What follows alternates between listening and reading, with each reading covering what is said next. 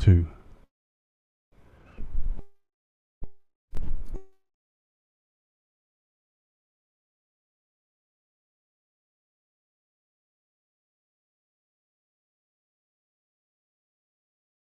Beast. 667, neighbour of the beast.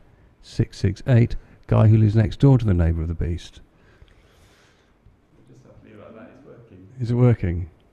Yeah. Are we live? We are. Hello, if you're watching, this is Access Space Digithon. We're a bit late starting, we had a few technical problems, but welcome, and today we've got about 32 to 33 artists who are going to perform over a period of 24 hours, and we'll be starting in a bit with Scott Hawkins from, he's going to be streaming his acoustic performance from Marfa, Texas, and he'll be with us in about 10 or 15 minutes. That's followed by me, Jake Harris, singing some spam emails for you. And every hour we have a new artist on. At 9 o'clock we have James Wallbank, who'll be talking about Access Space and the kind of organisation that it is and how it's benefited the Sheffield community and the wider community over the last 14 years, and the kind of things that we do and why we exist. And it may not seem obvious to people who kind of like see our calls for artists in residence or see the thing we put on Sonic Art events and things like that, that what we do day to day is we engage with the public, a very, very broad section of the public, and they come to us, and basically in this space that you can see here, people congregate and they talk and they learn from each other, and they learn about technology, about new technology and open source technology. So Access Space is a kind of example of an idea that's made reality, really. We base everything that we do on principles of openness and sharing, and we only use open source software, and we encourage people to use various open licenses, Creative Commons licenses, public domain, and over the years we've had some terrific things going on here, and James will be talking about some of the successes later on. But as we count down to Scott, I'd just like to mention that we've stolen a song that everybody knows, and it's going to be the song today. If anybody turns up, it's really, really terrible weather in Sheffield today. I haven't seen such bad rain in months, and I got totally soaking wet coming down here in a taxi. So I don't think we're going to get many people coming in first thing, although we've got lots of fresh coffee and tea. If you're watching, come down, donate £1 and come and watch. We'll be streaming Scott's performance, and it's going to be great. So the song that we're going to, kind of like have as a theme for today is it's a kind of twist on the well-known Jessie J song, and it's it's kind of twisting it around a bit. It's I don't know if you can read this. It says, "It's all about the money, money, money. Donate a bit of money, money, money. We just want to make the world hack, but it's got a price tag." And what we're trying to say is that charities like ourselves can do loads of work, but we really do need cash to help us continue. And it's like, yes, we do lots of things for free, and we do lots of things in our spare time towards this, but we need to keep the rent paid and the electricity bills paid, and we need to pay people to come here, experts from the outside world, to come and help the participants. And so at certain points in the day, I hope there'll be enough people here, and we can actually have a rousing version of this. So hopefully we won't get sued for copyright infringement. So yes.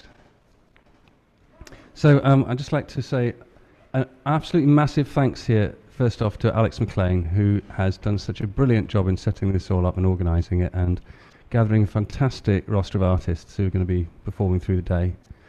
We've got people from Italy, Mexico City, Marfa, Texas. That's coming up at past. Where else are they coming from? Texas, Minneapolis. Minneapolis, New York City. We've got people from Birmingham. That's the Juno Brothers. Yeah. Paul Grandjohn in Cardiff. Yeah. X-Name in Italy. X-Name in Italy.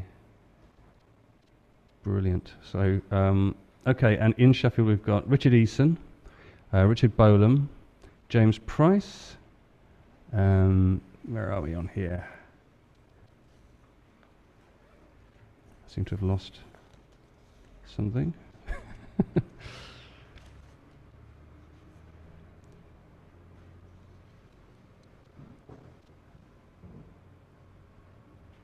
Yep.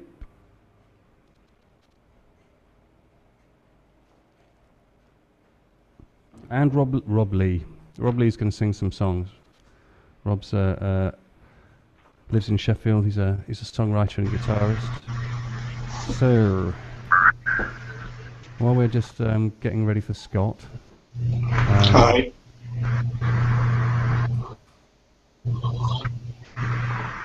Are we ready? Not yet. Hi, Jake.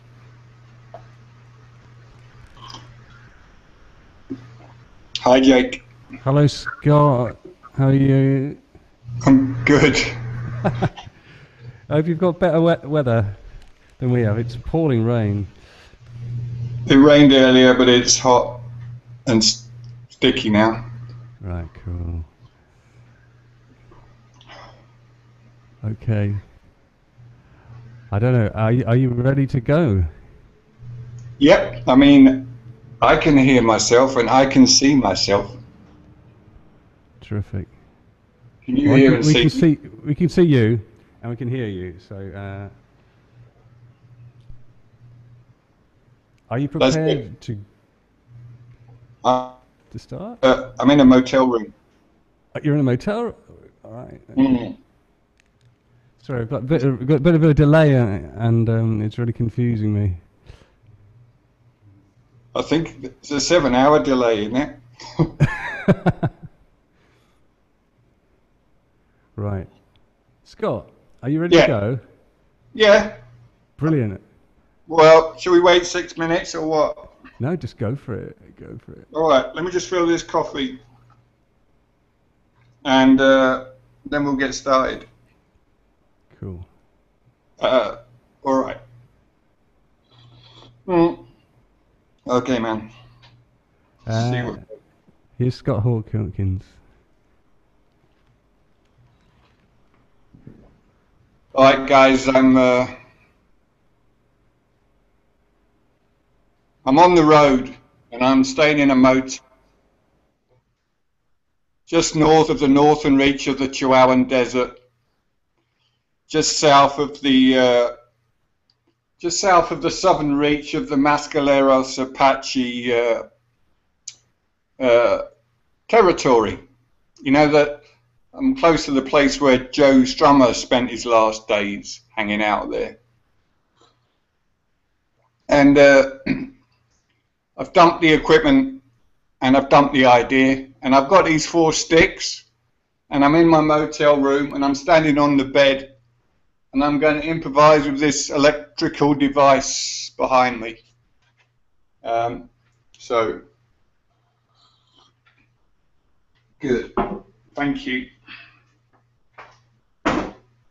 It's a 30-minute performance, and I dedicate this performance to What's It, Miss Who, and Miss Which.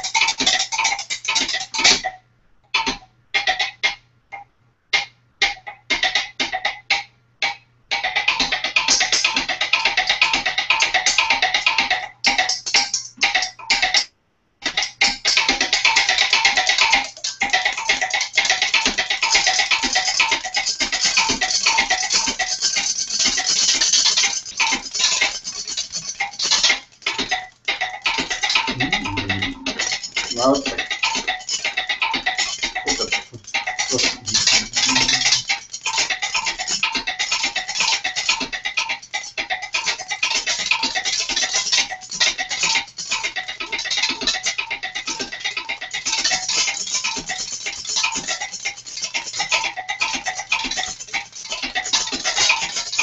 Ba, ba, ba, ba, ba, ba.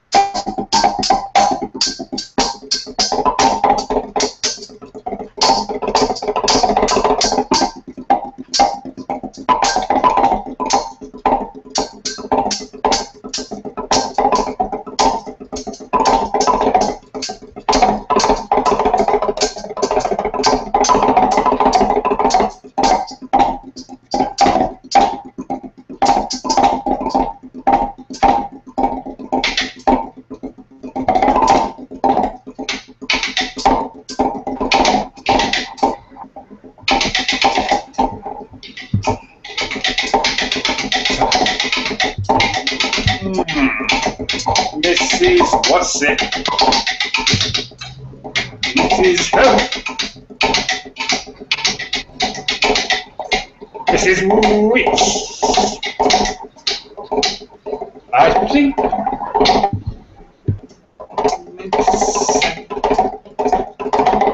that's Miss.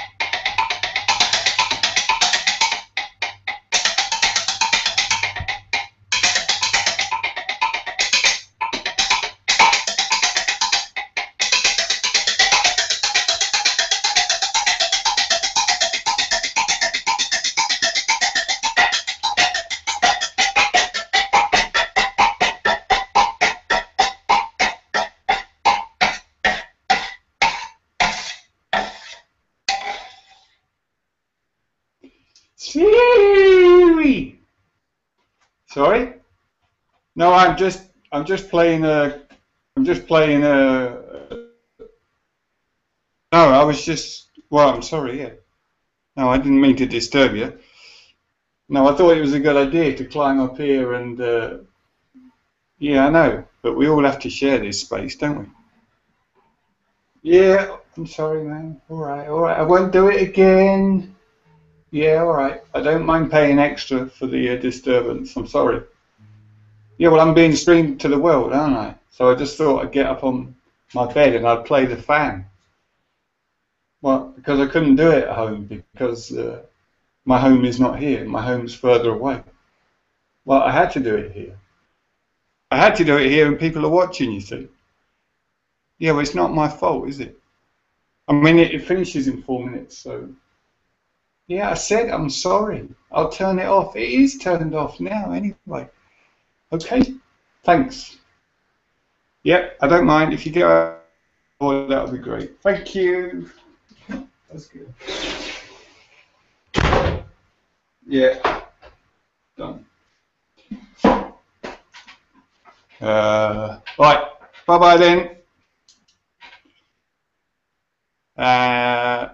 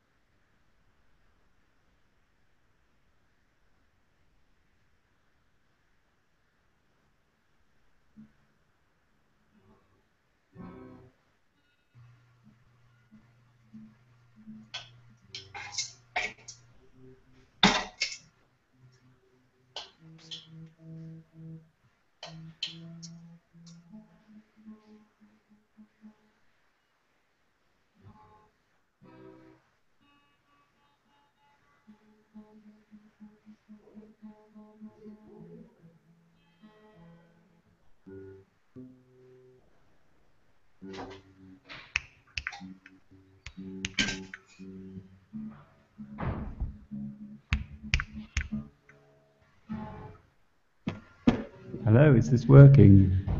yeah. We need to swap these over so that these are now coming out of here. Right, okay. We're just reconfiguring things. Thank you very much, Scott. That was awesome. So you can hear me okay in Texas? Yeah, sounds good. Thank you for the thank you. Thank you. Yeah, it was, yeah, a wonderful thing. So Jake's just tuning out, ready for the next thing, and then we'll get going with some spam. Yeah, have a nice evening in Texas. Cheers, Scott. Cheers. Good night. Night.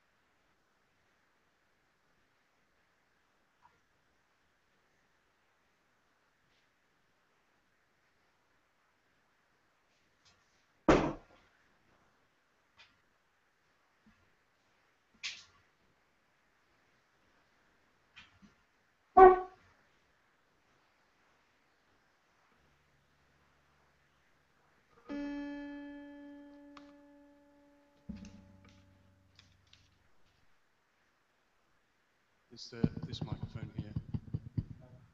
1, 2. Right.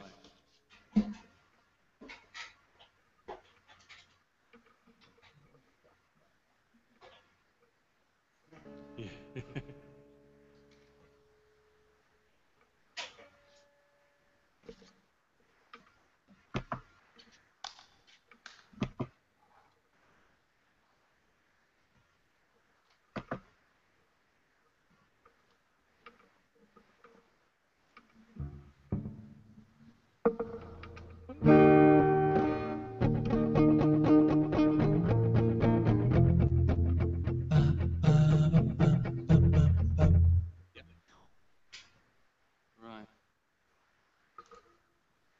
this is live now?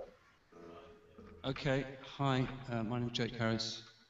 I'm going to sing some spam emails, and I first started to do this in 2008 when I was running an audio workshop for some young people, and they were a bit reticent about trying to compose stuff with this new software. So I kind of put down a kind of challenge. I said if I can sing a spam email, they can write some software, and it happened. It worked quite well, and I've been ever since. In fact, from that group of young people, we formed a kind of community band using open source software on recycled laptops, and played gigs for several years. So this first one's the first spam that I would sing, and it's for a kind of generic sort of medications that you get adverts spam for on the internet, and here we go. Oops.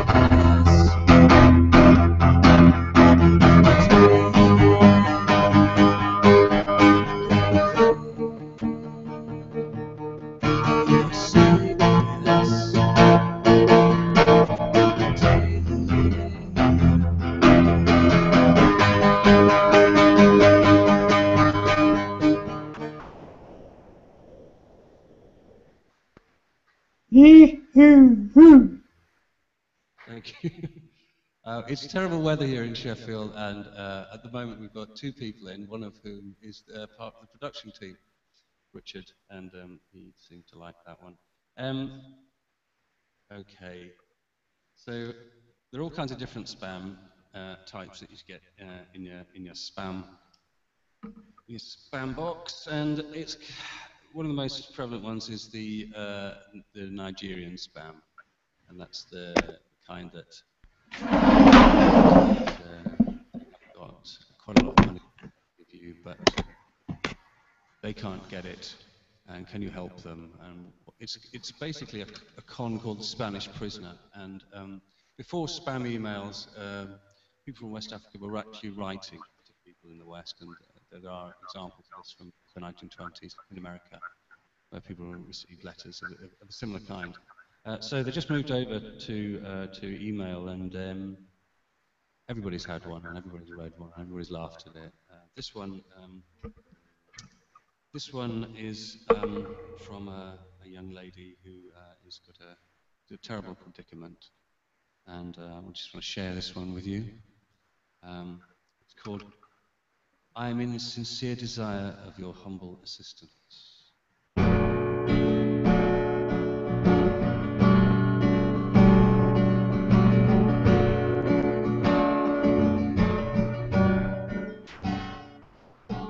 name's Ruth Reed, 19 years old, the only daughter of the late Mr. and Mrs. Jeremiah Reed. My father was a highly reputable businessman, a cocoa merchant who operated in the capital of Ivory Coast during his day. Sad to say, he passed away mysteriously in New York during one of his business trips abroad. Year 12 April 2007. Though his sudden death was linked, or rather suspected to have been masterminded by an uncle of his who traveled with him at that time, God knows the truth. My mother died when I was just 14 years old. Since then my father took me so special. Before his death on April 12, 2007, he told me that he had the sum of 75 million US dollars left in a security company in a metallic trunk box. But the security company didn't know the content, cause it was registered as family valuables for security reasons.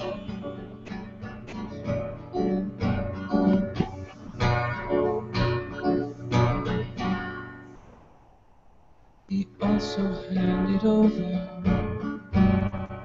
the documents to me.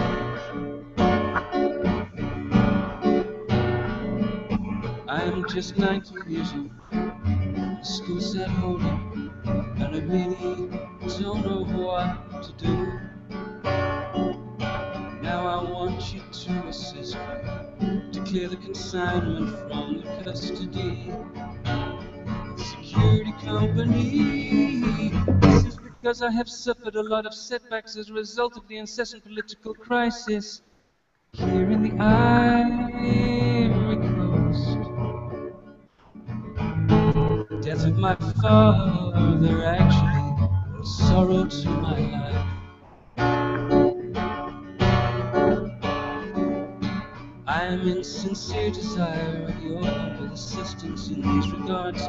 Your suggestions and ideas will be highly regarded. Now permit me to ask you these few questions. Can I honestly trust you? Can you honestly help me? What percentage of the total amount in question would be good for you? Please consider this and get back to me as soon as possible. Thank you so much. My sincere regards. Ruth Reed Mary 002 Jones at yahoo.com. That's Algerian spam.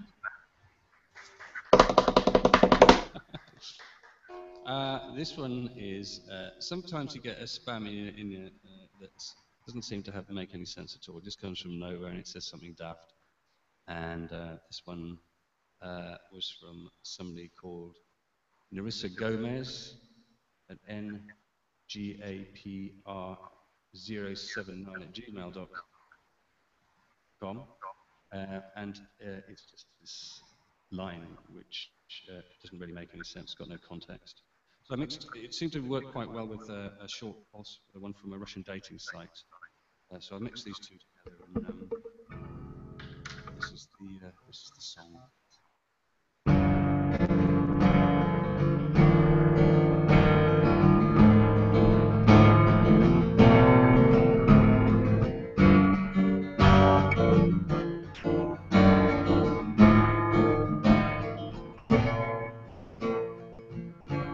Found out you said you don't want to work it out with her. You're too much of a coward and a loser to deserve her.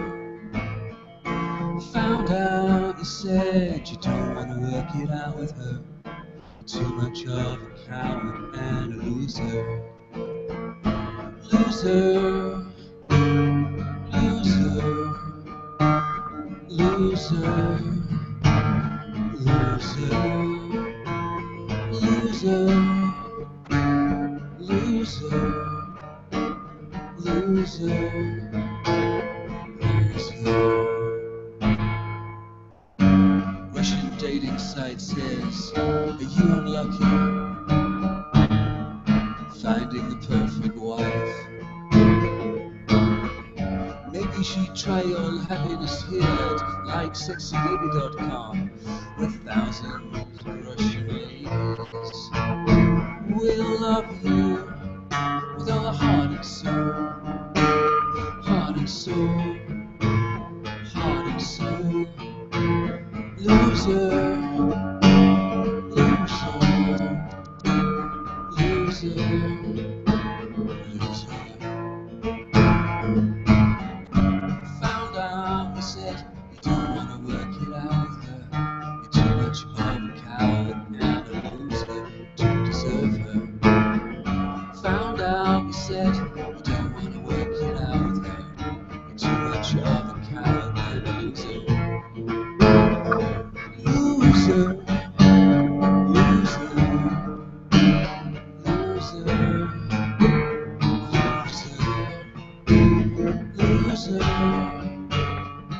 loser, loser, loser. Russian dating site says, are you unlucky finding the perfect bride? Try your happiness here at likesexylady.com, where you can find thousands of Russian ladies who will love you with all the heart and soul, heart and soul, heart and soul. Loser, loser, heart and soul, heart and soul.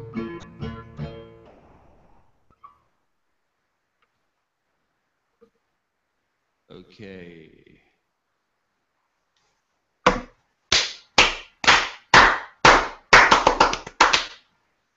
The next one is, if I can find it.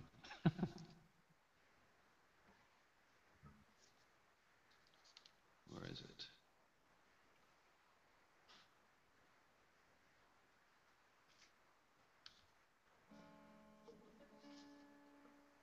The next one is just a load of random words. I'm sure you're familiar with the type of spam. And it is...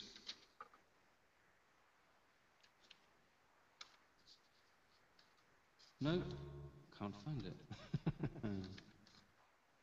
Oh, here we go. This one is called Sergeant is not known whether docosanol passes into breast milk, although, and as you can tell from the header, it's kind of absolute nonsense. So it's a bit of a struggle to sing it. I'm going to have a go.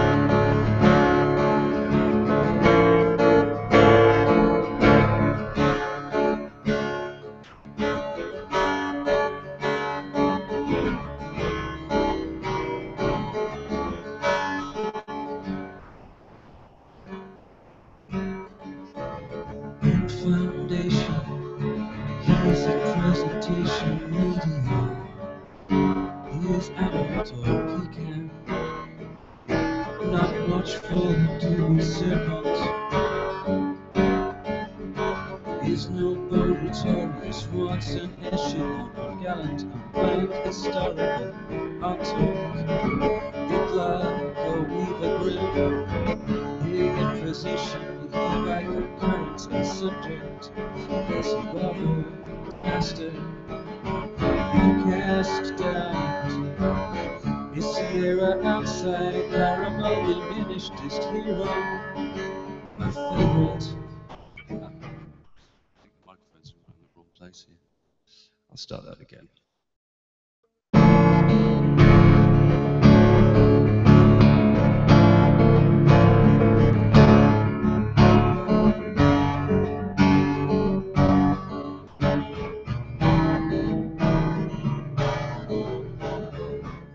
Foundation, it is presentation media, it is adult or pecan, not watchful with due serpent, is no bone, notorious once, echelon, ungallant, unplanned, historical, on top, it like a weavered grin. In position back here by concurrence as subject, as he bother past her, be outcast to see Aaron outside. Parable diminished, just hero, my favorable. Baby blank of cannon, go by shattered to burst, perch, mailby, ambassador.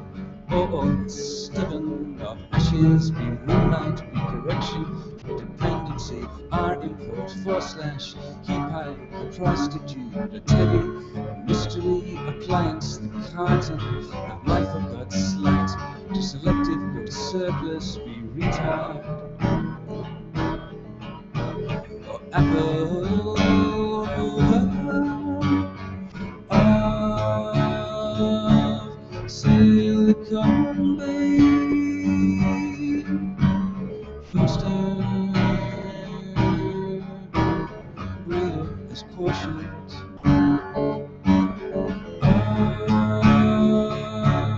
Silicon Bay, poster, reader is cautioned. I brush and blasted to start is to splice and reinforcement of hand. Don't blink off the corpse nor pour my sympathy. He is pesto as it institute. All obituary, beverage, baseball, willful or foundry, or hardy, trusty, convinced by going persistence, no diaspora, so flooring by puffy, no painter or interrupt. And honesty, measurable infusion, query, no drive to repository by horsepower. And each rich, arable, Silicon Bay, poster, breeder is cautioned, breeder is cautioned. Silicon Bay, poster, breeder is cautioned.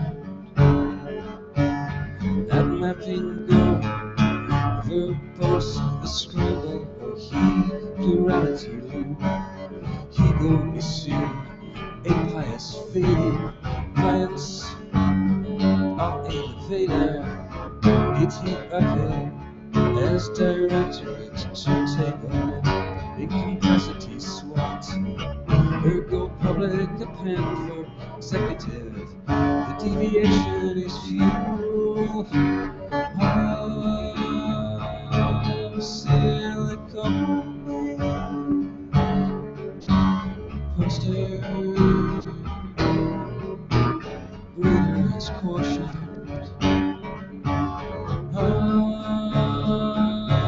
Silicon poster, caution.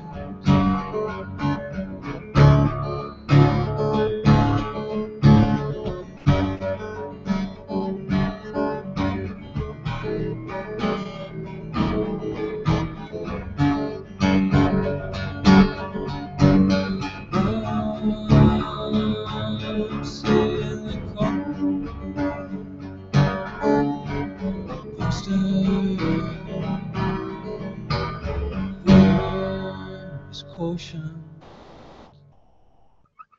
Thank you. And I think the next one's going to be about replica watches. Where is it?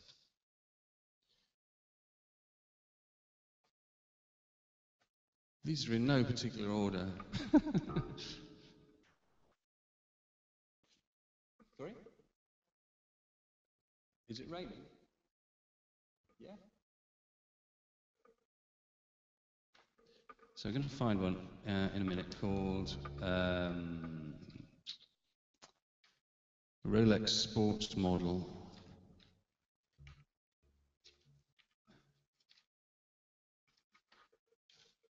Here we go. Okay, this is again, it's kind of generic spam about trying to sell you replica watches, and this comes in the form of a kind of recommendation. So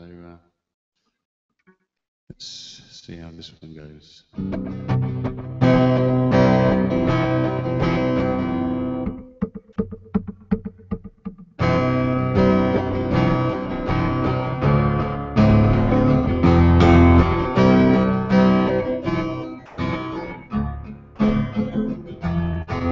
About 2 weeks ago, I ordered 2 watches, a Rolex Daytona and a Vacheron Constantine. I found your website by chance, decided to take a gamble, to order these 2 watches to my delight, and surprised my watches arrived in under a week. The watches are amazing. We check the Daytona against the real one, and you can't tell the difference. The watches are amazing. We check the Daytona against the real one, and you can't tell the difference. I just received my 3rd watch, an Eland Janson.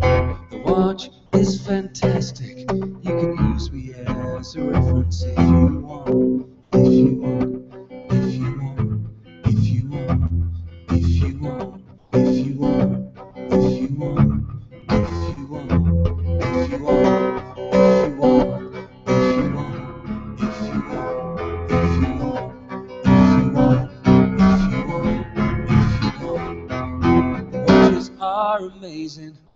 We check the Daytona against the real one, and you can't tell the difference. The watches are amazing. We check the Daytona against the real one, and you can't tell the difference. I just received my 3rd watch, an Eland Janson.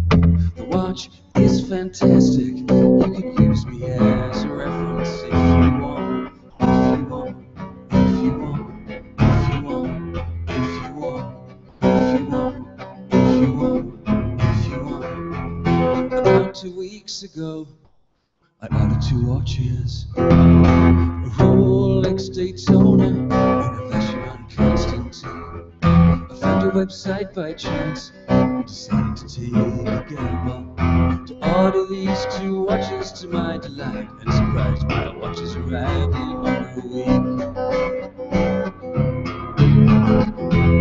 The watches are amazing. We check the Daytona against the real one, and you can't tell the difference. The watches are amazing. We check the Daytona against the real one, and you can't tell the difference. I just received my 3rd watch, My job is fantastic. You can use me as a reference if you want. Thank you.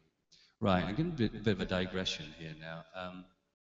Since we're on the subject of spam, I thought I might share with you something from way back in my childhood. Something. I'll tell you about my father's mother, my paternal grandmother. And to do this, I'm just going to have to get a bag of something. I'll just take the guitar off, and I'll be back in a second.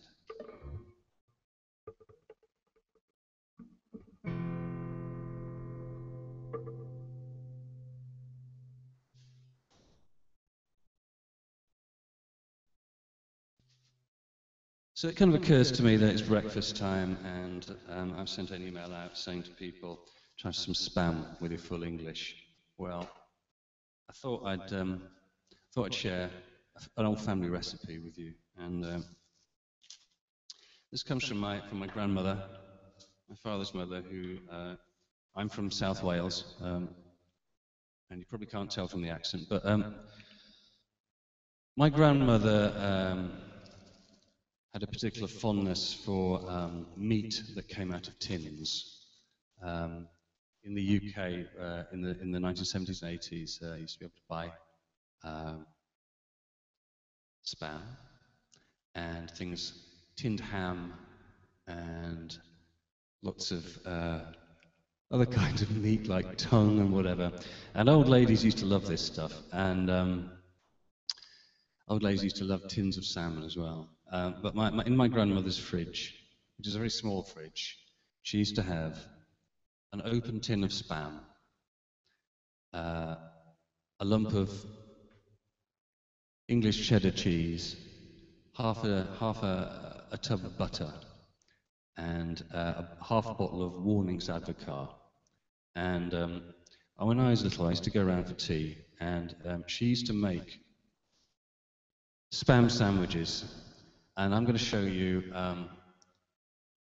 what she did. And this is kind of like terrible English food. If you don't come from the UK, you'll be appalled by this. And if you're young and grew up in the UK, you'll also be appalled by this, probably. So what you need to start with is the cheapest possible loaf of white sliced bread. And if it's slightly stale, that's even better, just to add to the authenticity. So what you need is, you need your bread, and you need a tin of spam. So first of all, I'm going to open the tin of spam. I don't know how to do this. Oh yeah. Does that come off like that? Yeah. Right. So we've got, oh, it took some effort. Right. So the spam. Oof, blimey. Gosh. That's something else. Right, so let's clear everything out of the way first.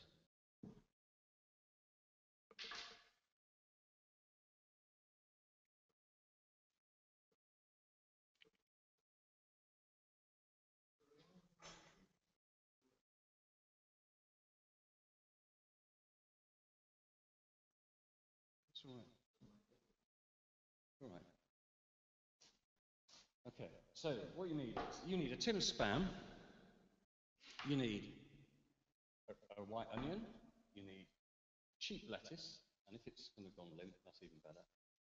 And those of you who are not from the UK will not be familiar with this wonder of English cuisine, Heinz salad cream. Now, for the rest of the world wondering, why would you put this stuff on your salad when mayonnaise is just as good or better and it's perfectly fine all over the world? Well, I don't know is the answer. In the 1990s, it's very vinegary. People's parents used to try and ban this stuff in the house when I was growing up, and get us to have real mayonnaise.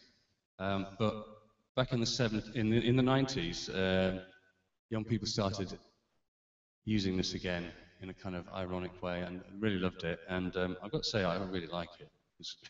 It's a kind of creamy. Oh, I don't know. It's just British people just love the taste of malt vinegar, and this kind of has a very strong vinegar odor. Okay, so what you need is a 2 pieces of white sliced bread, sharp knife. So firstly, we're going to try and tease out the spam here, so we can cut a piece of spam off. And by the way, if you're out there and you're in Sheffield and you want a spam sandwich, it's going to take about 10 minutes, but make your way down here and there'll be one waiting for you. Just tweet at Digithon, and we'll save your spam sandwich. We'll make you one specially. Okay, so you have to get the spam out of the... so you need to cut a piece of spam off like this, and the smell is overpowering. It's just like, wow. Okay, so you need a nice, generous, thick slice like that. And another one. Lovely. Okay then. So, I haven't got any marge on this bread because somebody's going to be eating it and it's fatty enough already with the spam. So, okay, so my grandmother's traditional spam sandwich consists of 2 generous slices of spam. Right, now then, lettuce.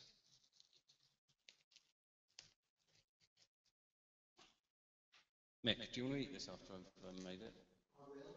You will? Oh, good man. I'm a vegetarian. Well, there's no meat in this.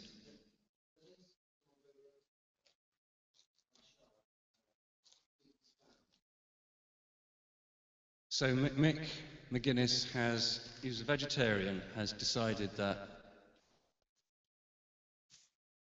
for this event he will eat a spam sandwich. He's extremely brave. Well done, Mick. Okay. Okay, so you need a nice generous piece of lettuce. Like that. Of course. Now then, onion, raw onion. What would English sandwiches be without a nice, generous helping of raw onion? I think it somehow combats the fattiness. God, this knife's really blunt. Right then. How much onion do you want in there, Mick? Pub meal amount, okay. There we are, that's about a pub meal amount, perfect. So a nice bit of that. Now then, a bit more. Need a bit more onion. You know you do. Right. Ah, lovely. Okay, and then the crowning glory is salad cream. Okay. Nice, thick salad cream. No, it's coming. It's fine. Don't you give me advice on how to use salad cream?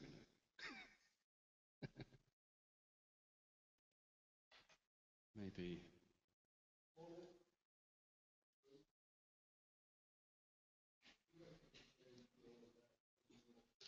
Okay.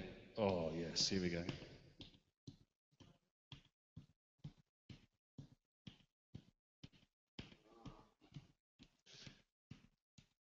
Lovely. Beautiful. Okay. Now, oh, man. Right. In the 70s and 80s, in these pub meals that Nick was just mentioning, the height of sophistication is a bit of an English kind of like, bit of English salad on the side consisted of a bit of onion like that, a tiny bit of chopped lettuce, maybe a slice of tomato, and if you want a really posh place, you'd get some chopped parsley on it. And it was the chopped parsley that kind of made the difference between, say, an ordinary sort of pub meal and a really sophisticated one. The opposite, chicken Kievs. Yeah. Okay. How can I live?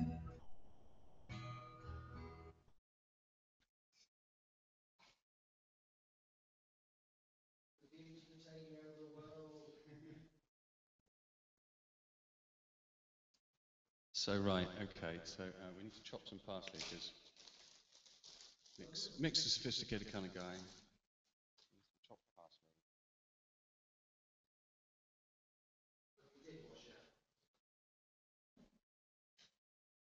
Of course. Here we go. Beautiful. Now, Mick.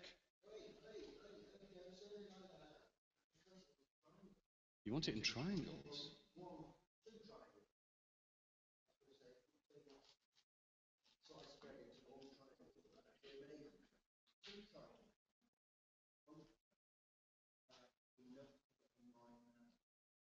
Right, Mick, here we are. Spam sandwich from Mick.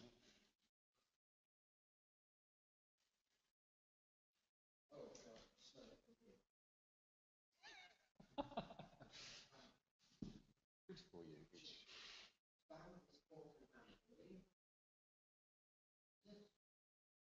Yes, supposedly.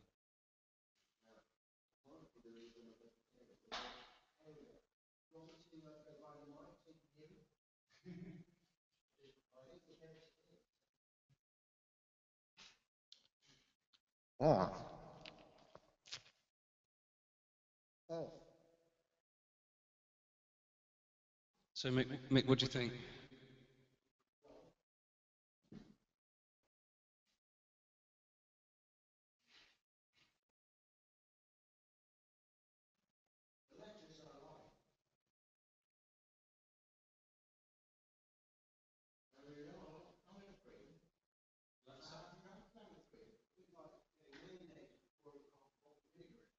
Yeah, very vinegary.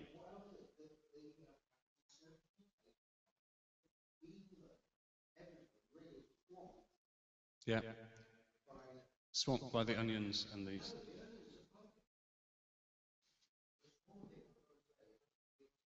Spam is swamping the strong taste of the salad cream and the onions.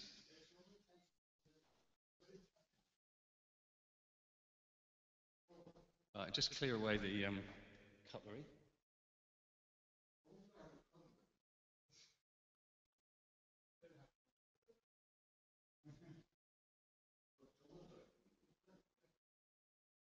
Okay, Mick, thanks. Thanks for being the guinea pig there for the ironic food. And I'm sure there are German and French and Spanish and Italian equivalents of this, but I don't know what they are. But anyway, thanks to my that's my grandmother's special recipe, and I'm glad she passed it on to me before she went, and it's.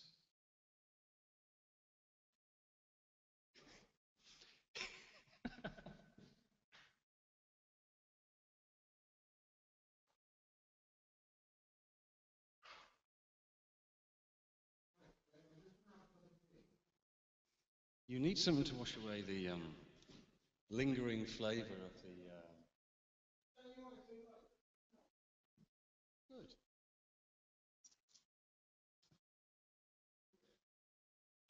Okay. Well, that's a very brave man there.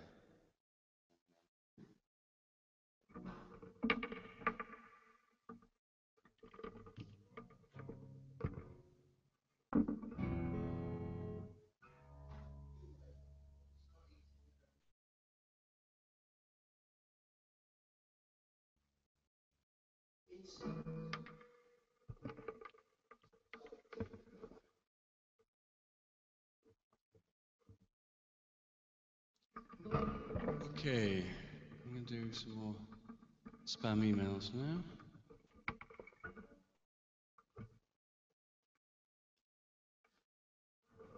Let's see how we get on with this one.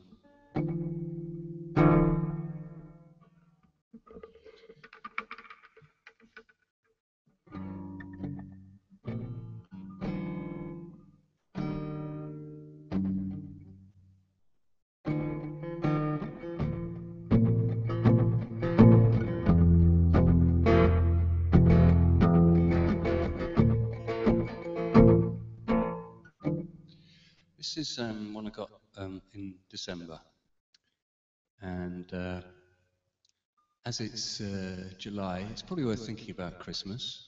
The Christmas adverts are already out, some of them anyway. And this is called "These Women Want to Give You a Naughty Christmas Gift,"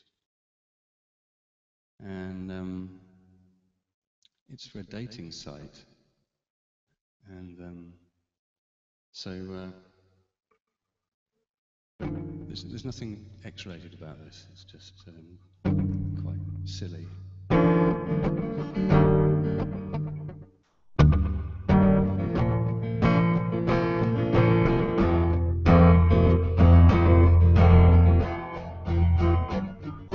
These women want to give you a naughty Christmas gift.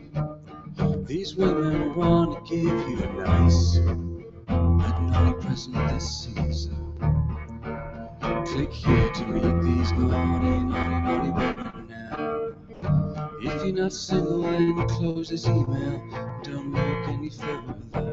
But if you're single and you're ready to date, attractive singles in your city sometime this week. Then we can join in our dating community. Our community is loaded with gorgeous single women and men. Located right in your city, we have singles who are 80 years old and looking for a fun time. We are single too, 30 years old and also looking for a fun time. We are singles who want to fall in love, and we are singles who just want to hang out for a quick fling. So you can meet the exact person that you want in our adult community. Come on, I know you're curious. Sign up for membership today. Get ready to meet the singles that you really want to meet. Don't settle for anything but the best. Press here to be known of this season. Press here to be known of this season. Press here to be known of this season. I didn't sing that in a very inspiring way, I have to say. Didn't say very naughty or very Christmassy. So, anyway.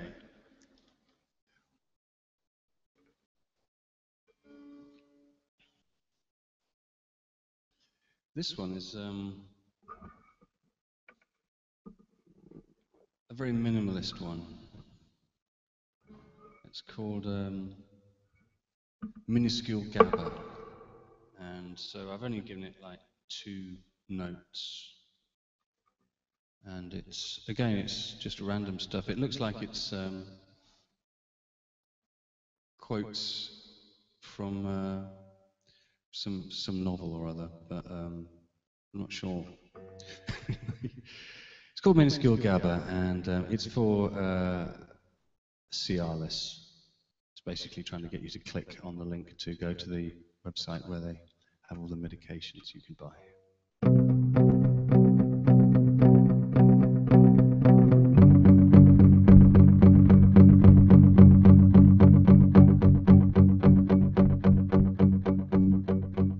All the sacrifices, including Agni Ultra, meet its indication, or he destroyed Ravana. Off to breakfast on a dead run, he soon opened illness. He collapses into the religion of death. What you say is perfectly true, for it is I who, protecting his body and strength of limbs, is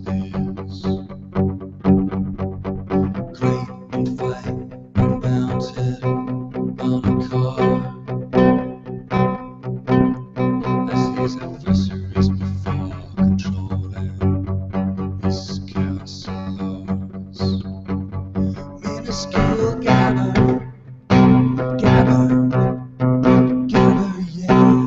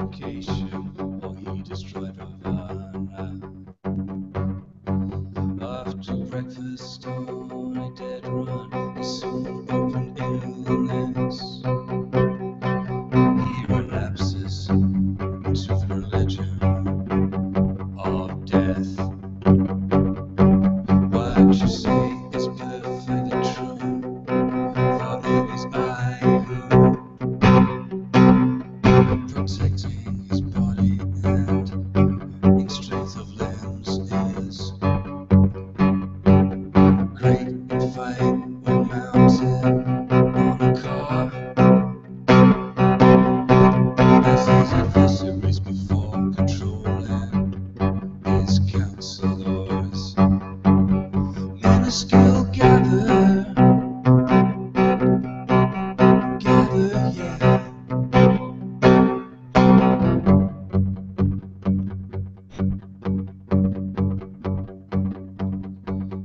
Men of skill gather, yeah.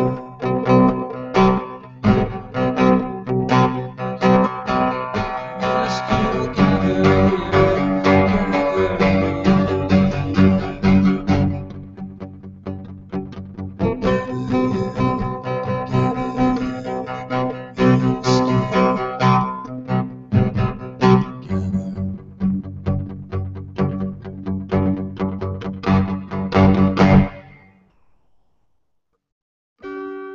Thank you.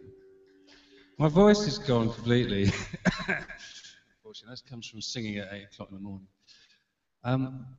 So I'm going to stop singing now, and I'm going to read some short spams out, I think, to end the set.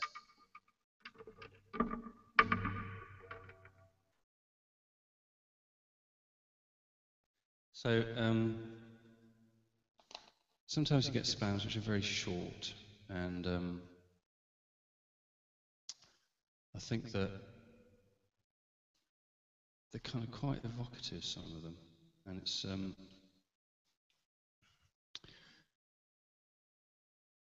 no, I just have to find them.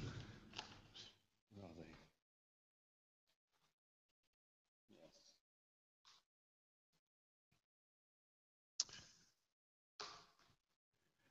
This one is, I want to turn this into a giant billboard. I've already made a kind of prototype of it, about 6 inches tall, and this is from, supposedly from somebody called Maria McKinney, and the subject is, "Hi, I'm looking for a chat with you, smiley. Hey, how are you? Do you have a second? I have not boyfriend. I want to meet real men who will know a woman's need, like in a cinema, you know. Smiley, smiley, smiley. Let's chat! Exclamation mark, smiley. I am pretty girl. I have lots of time for meetings, and if you have any idea how to spend it with me, just deal me back at maria@flashion.com, and I will get back to you with some nice smiley photos with me, and maybe you will want to write me again. It's exciting to have found you.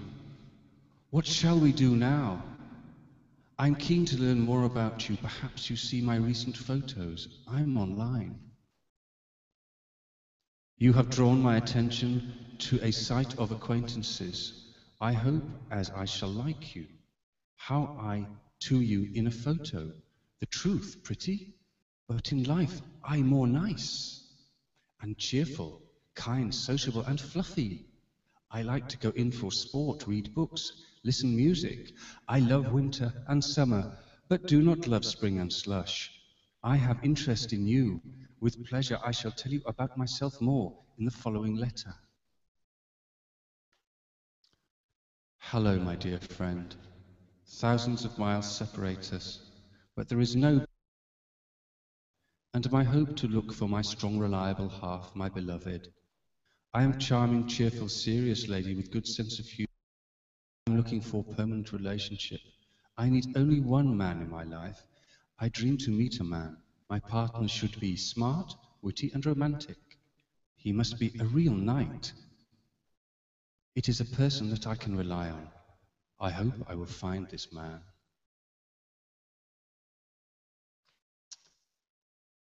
So, it's almost over now.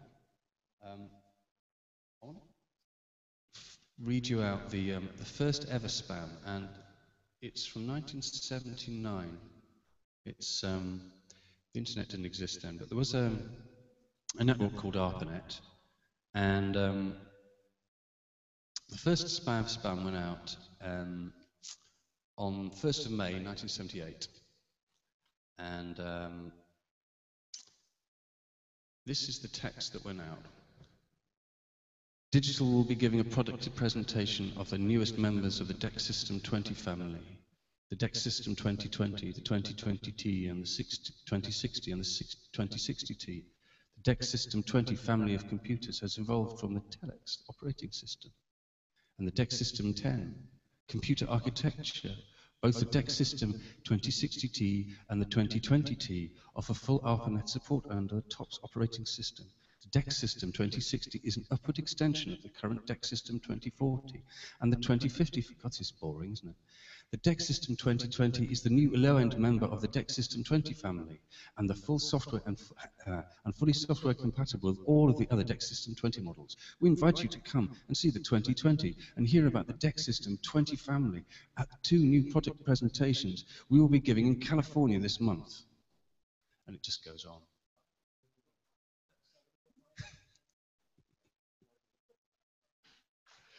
Interestingly, that actually got a reply from Richard Stallman on the 8th of May. And he's not really bothered about spam.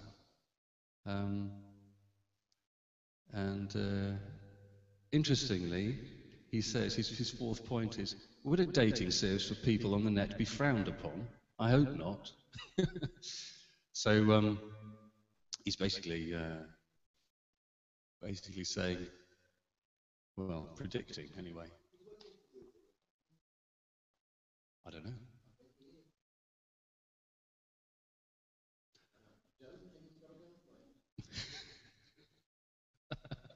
Right, that's my lot. Thank you very much for watching. It's been a bit early in the morning, I'm afraid, and I haven't been on top full, but thank you. Thank you.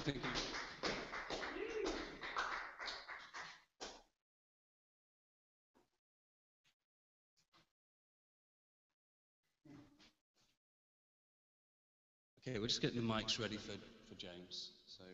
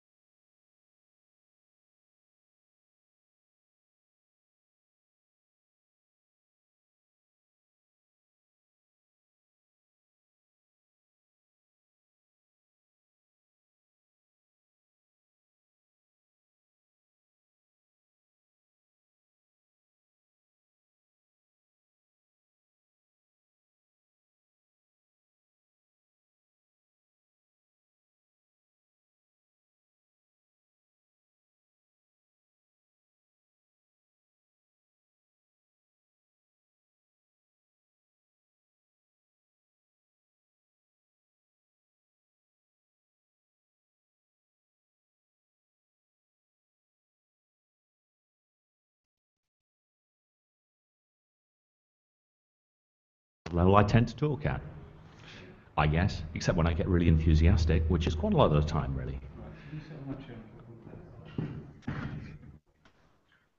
Hi, how about that? Okay, I can talk probably for about half an hour, which is probably the amount of time that we've actually got for this slot. And if we look here again, oh, it sounds so convincing. Fantastic, yes. I feel like I have special authority with this microphone, you know. But that's great. And do you think we can involve Richard as well here? We've got 2 mics, but we've got 3 brains, so maybe we can swap over in a moment. Or you know. Yes. So if we kind of like, might you share on that one of my Nope. stands? Do- So it's-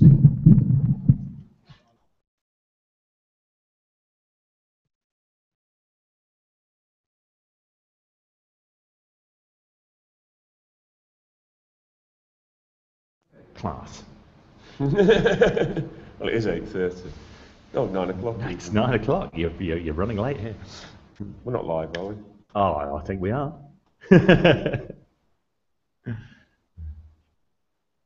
Right. Okay. Well, if you'd like us to start, that'd be really great. Well, I'm going to do that in just a moment. And just, I see Richard's running off here. So, welcome to the Access Space Digithon. I'm sure several people have said this already. My name's James Wallbank, and this organisation was, I guess, part of sort of my idea, I guess, sort of something like 14 years ago. Now, one of the themes that we have going on at Access Space is enterprise, is people getting involved with technology and that becoming an empowering thing.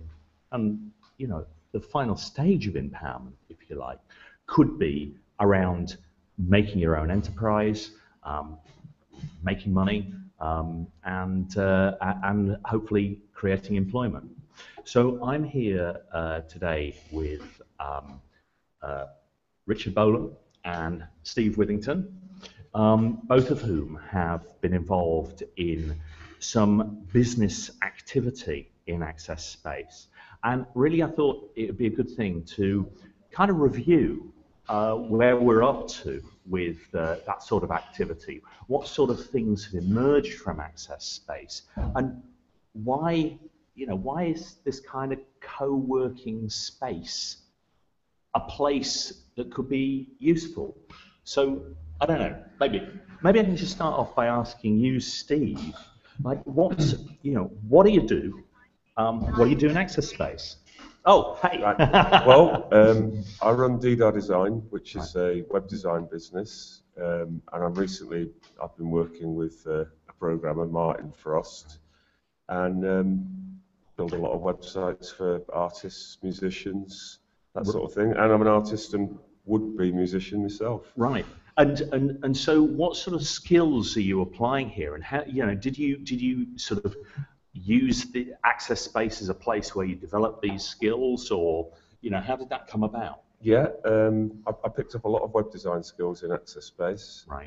Back in the days when web design skills were probably more accessible than they are today.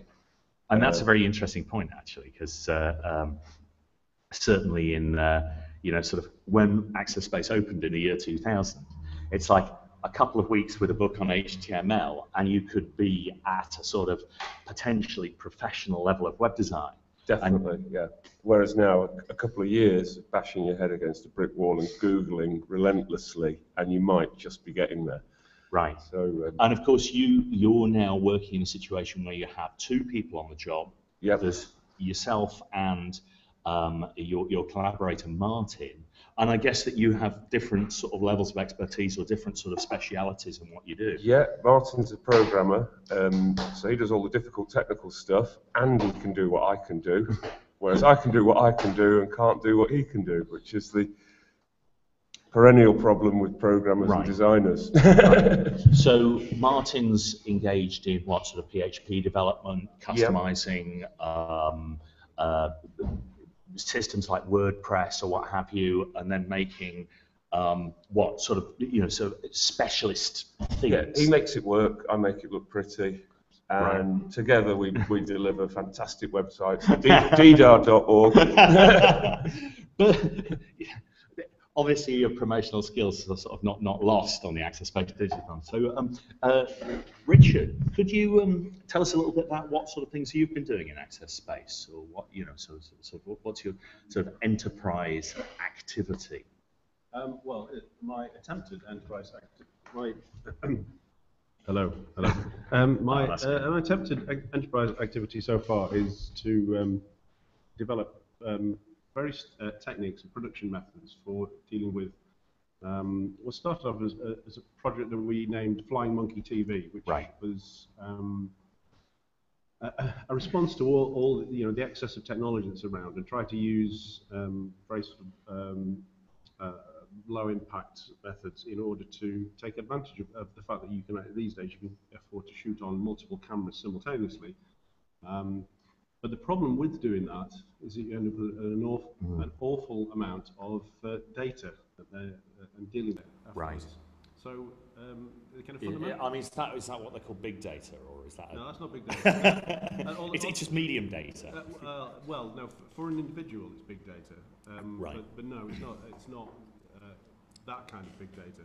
But it's very problematic. So it's all very well shooting on 10 cameras because they're cheap these days.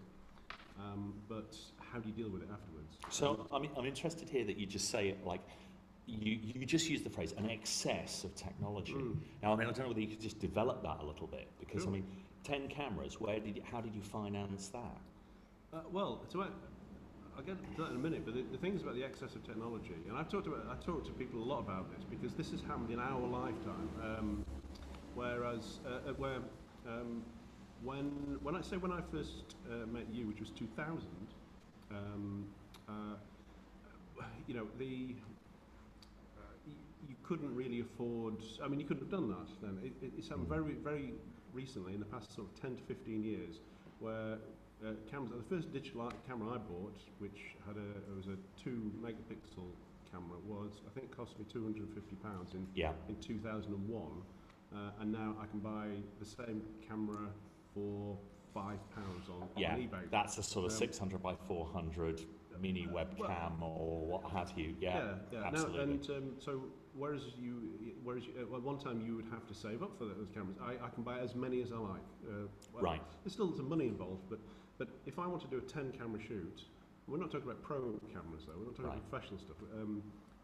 Well, it's professional if you are deploying it in a professional fashion. Yes. That's people are paying you for this. So that's true. Now, and what I found was, say, look at the camera here. I ordered one of these. Unfortunately, the Royal Mail have mislaid it. Okay. But anyway, I thought I'd get one of these and see if I could have another camera. This is a Sony iCam, whatever they call it, for the PlayStation. It cost me £6.85. New. Okay, so you're not really pushing the boat out there. New on eBay, and I thought, oh, well, you might as well get one. In fact, you might as well get 10. But that's all very well. How do you deal with all the stuff that you get? Okay, so you've got a whole stream of photos or video or what have you you're generating there. Yeah. And the reason, and when we get back to the access space element, is having looked at a lot of things. We're not talking about not at an industrial level, but at a kind of domestic level or a kind of hack space level. There's only really one way of doing that, and that's using Linux, using free software and creating your own tools. And what I found is, I looked at Linux years ago when I first met you, and it was kind of unfinished and kind of at that time, as far as I was concerned, unusable. And then suddenly, it's not sudden, of course, but it seemed very sudden that when I come to actually look at it, everything that I want is there. So, I mean, something that we might want to clarify here, for people who are watching who, aren't fully familiar with how Access Space works, is that the Media Lab is completely powered by the two elements that you've just talked about, which are trailing edge technology, so dirt cheap, preferably free technology that we're being given. And we have some very kind donors who are bringing us computers all the time. But combined with free and open source software, which is available gratis online. Yeah, but it's also very sophisticated now. And it's I think this is the important thing a lot of people don't realise is and this has happened very recently. If you think about things like processing, when it went to 1.0, some of those enthusiast projects have now become commercial quality, and the same has happened with various implementations of Linux, but also because you know, it's unlike Apple systems, although it's based on the same kernel. They don't hide all the power from you. So, right. And the reason, and what I'm interested in doing is using scalable technologies in order to process a lot of data. Right, right. So, I mean, basically the key here is that because these technologies are open, because you can take them and you can take them apart and you can hack them and you can remake them, that means you've got the opportunities to sort of make innovations, if you like. Yeah. And, I mean, can you tell us how Or alternatively, just get other existing innovations. There's a huge amount of stuff that's already been done. Right. So I mean that's something I'm sure that Steve, you're really familiar with, and particularly with Martin's help. This question of there are some really great technologies out there, but somehow you just need to stitch them together. You need to find out about them. Yep. And I mean, I guess the difficulty is like, how do you identify these things? You know, in a space like Access Space, you've got the opportunity to come across other people that are exploring as well. Definitely, that speeds things up a lot. If you just try and Google your way to the answer, you'll be there forever. So, yeah. I mean, presumably, it's kind of pretty tough to Google something that you don't even know exists. Absolutely. Doesn't exist or not. Yeah, if you haven't got the right question, you can't find the answer. Yeah, despite Google, actually, you still need some human contact. You can't find everything. Oh, absolutely. And what I'd be quite interested to unpick that actually, because you know, I sense that Access Space plays a kind of facilitative role in the development of new ideas, but that doesn't mean that we're doing a very direct thing like teaching people, but somehow it seems like the space is enabling people to discover. Yeah. So what's that about? I mean, how does that work?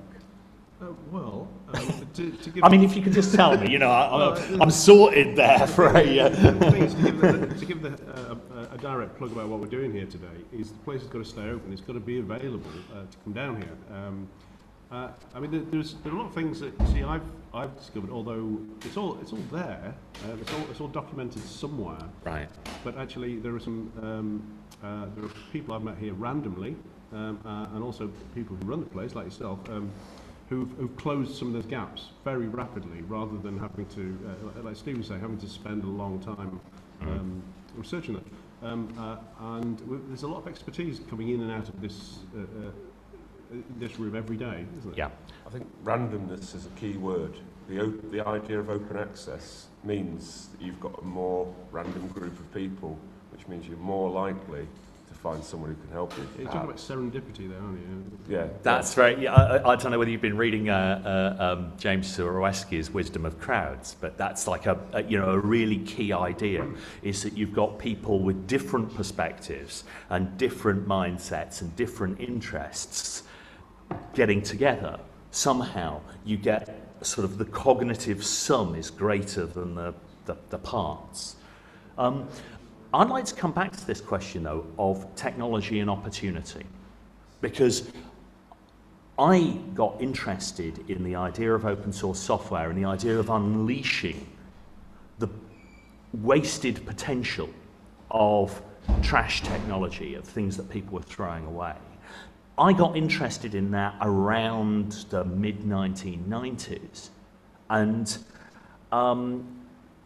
at the point at which the web was just emerging, it was an amazing opportunity. And we had all sorts of people just walk in the door and spend those couple of weeks fiddling around with HTML and becoming web designers, graphic designers, whatever it might be. But typically those sort of were the centers of gravity of their businesses. I suspect that that isn't happening quite so much now. But there are other technologies that are really significant. I mean, let me get this right. The technology that you, Richard, have been using is, I believe, a piece of open source software which alters how cameras work. So, yeah. Well, my project has essentially two very distinct strands to it, although the the end result is the same. One is using some hack software, which is called sorry, what do you mean by hacked there? Well, it's basically it's called CHDK, and that stands for Canon Hack Development Kit. And do Canon know about this? Oh yeah, they do. Yeah, it's not supported, or Right. I don't think it's even acknowledged by Canon. But some very clever people, not me, discovered that a lot of the PowerShot Canon cameras were based on Pentium class processors, and some very clever people reverse engineered the operating system and then added extra facilities, reprogrammed it, and so effectively that means you can get a cheap old camera and get it to do really cool stuff and for free. And we've got a time-lapse camera recording us right now, running that here, and there'll be some more as well. So I mean, this is very much about a sort of a very current theme in technology, which is about sort of pervasive technology or embedded technology. It's something that actually sits in the environment and is so cheap. Yeah. And that is where the idea behind Flying Monkey TV came along, because it's not our software and they're not our cameras, but it was more of a philosophy of how to use this stuff, and then that led to some technical hurdles that we're trying to overcome, and that is it's all very well buying 10 or 14 cameras and running them on a shoot, but then you've got a lot of stuff to deal with, and of course it's not necessarily provided for you in a form that's actually convenient to edit. And this is where we jump to Linux, which is where I'm in the process of writing utilities that will take the pain out of dealing with all that data. So you're actually having to deal with literally tens or hundreds of thousands of files, and if you take a regular computer and just go, oh, I'll open up that directory and have a look at them, well, you can't. You can, but not in any meaningful way. It's all available to you, but the scale of it is vast. So, I mean, literally, the size of the windows becomes sort of acres. The idea of like using a mouse or scrolling or something is just like entirely unfeasible. You've got to start interacting with the data in a different type of way. Yeah. Before we go back to Steve, I just want to mention the other strand that I mentioned earlier. CHDK is one of those things, and that's it's a very sophisticated piece of software, and it's one of those things that it's kind of like the best kept secrets. People who know about it are very keen on it, but it's kind of invisible to most of the world. The other thing, of course, that is very visible is Raspberry Pi, and because now that has a really high quality camera unit added to it. What we're also doing is looking at not instead of, but as well as how you can use those. The advantage, of course, about you can program them much more fundamentally, and of course your hardware infrastructure already exists in it. So I mean, just to clarify, Raspberry Pi is it's a playing card sized computer, and effectively it's a Linux computer. Yes, you can run then it's not as fast as your average desktop computer, but you can run a full implementation of. So this is very interesting, because what's happening here is that having started to engage with trash technology at Access Space, so computers that are 3, 4, 5 years old, and defining that as being a useful platform for enterprise, what we're finding now is that enterprises that are just getting involved with these open source technologies are using a very, very lightweight computer, a very lightweight platform, in order to do their stuff, and they're starting to agree with us that fastest doesn't have to be best. No, the interesting thing about the Raspberry Pis is that they're cheap enough and small enough that you can treat them as a single-use device. So you can program it with very high-level languages, and then give it one thing to do, and it'll run off batteries if need be. And that's where those things have, I think, really become very compelling. So I'd be very interested to ask you both, actually, about the question of collaboration. It's like there are lots of people, apart from yourselves, that are currently working in access space to do some kind of enterprise activity. They're either currently self-employed, they're just launching, or they're starting to employ other people. And I mean, could you talk a bit about any of the other people that you've worked with, and you know what sort of things they do? I mean, I know, Steve, that you're particularly adept at sort of connecting people together. Yeah, I've quite a few small businesses or small to medium businesses now that have started in access space that I'm working with. Light Engine Films is one.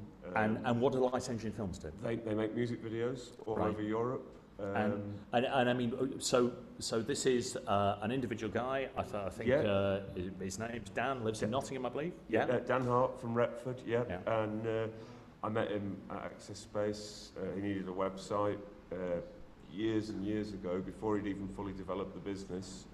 And now he gets all his clients through his website. And so what does he do? He's a video maker. Yep.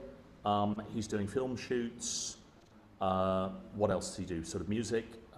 Yep, music videos. Does some sort of promo videos for corporate stuff. He's an aging rocker, so that's where his heart lies. Really. But he ends up doing hip-hop videos in London. Yeah. I gather he's got a good line in Dancing Girls, if that sounds Yeah. but I mean, he's actually sort of taken a really no-nonsense approach to business. He's come up with some sort of quite extraordinary hacks, sort of technical hacks of his own, I guess. Yeah. And I gather that you've also been working with, is it Mike? Yeah, that's right. Mike Yog. He's an animator, uses Blender, which is open source 3D animation program. Right. And in fact, he does loads of animation for Dan. So. Right. Okay, so you're starting to get kind of a network there of video maker, website developer, graphic designer, photographer, 3D modeling, 3D animation. Yep. And that's all kind of self-generated. Is there any kind of sort of government agency or something that's kind of helping coordinate your No, not at all. That's all organic. Yeah. And in terms of, if you've got extra work on and you really need something doing, then how do you pick someone to work with?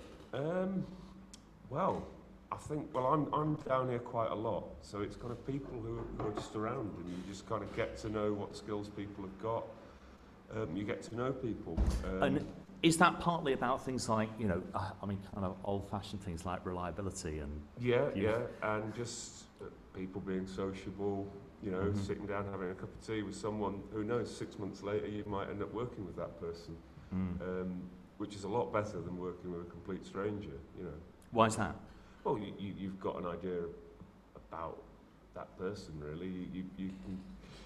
Well, I mean, I guess there's money involved as well, isn't there? Yeah. But if you're in an environment where you're sort of sharing knowledge and just generally sort of socialising, then that gives you a very good idea of who you can work with. And effectively, what that's doing is it's extending your reach as a kind of nano enterprise, if you like, to be able to start to take on things that maybe you couldn't manage on your own. Oh, definitely. I've gone from a one-man web design business to one that definitely requires at least 2 people, because there's just no way that I can expand my skill set to cover what I need to cover. And I noticed recently that Light Engine Films had started to advertise the fact that they're doing 3D modelling and 3D animation. Now, I know that Dan himself is not expert in the ways of 3D modelling. So what's going on there? Well, he's got Mike working for him. Right. So yeah, that's just. And is Mike actually an employee, or is this a kind of right? So that's kind of a looser coalition of nano enterprises. And do you find this, Richard, that you're sort of, finding people to work with through Access Space? I'm more of a one-man band than Steve is really. But what I get from Access Space really is I tend to be a specialist that works with other people, Right. as opposed to be see, Steve's a bit of a hub here. Right. So people know me as a time-lapse specialist. Right. And to a certain extent, high dynamic range as well. So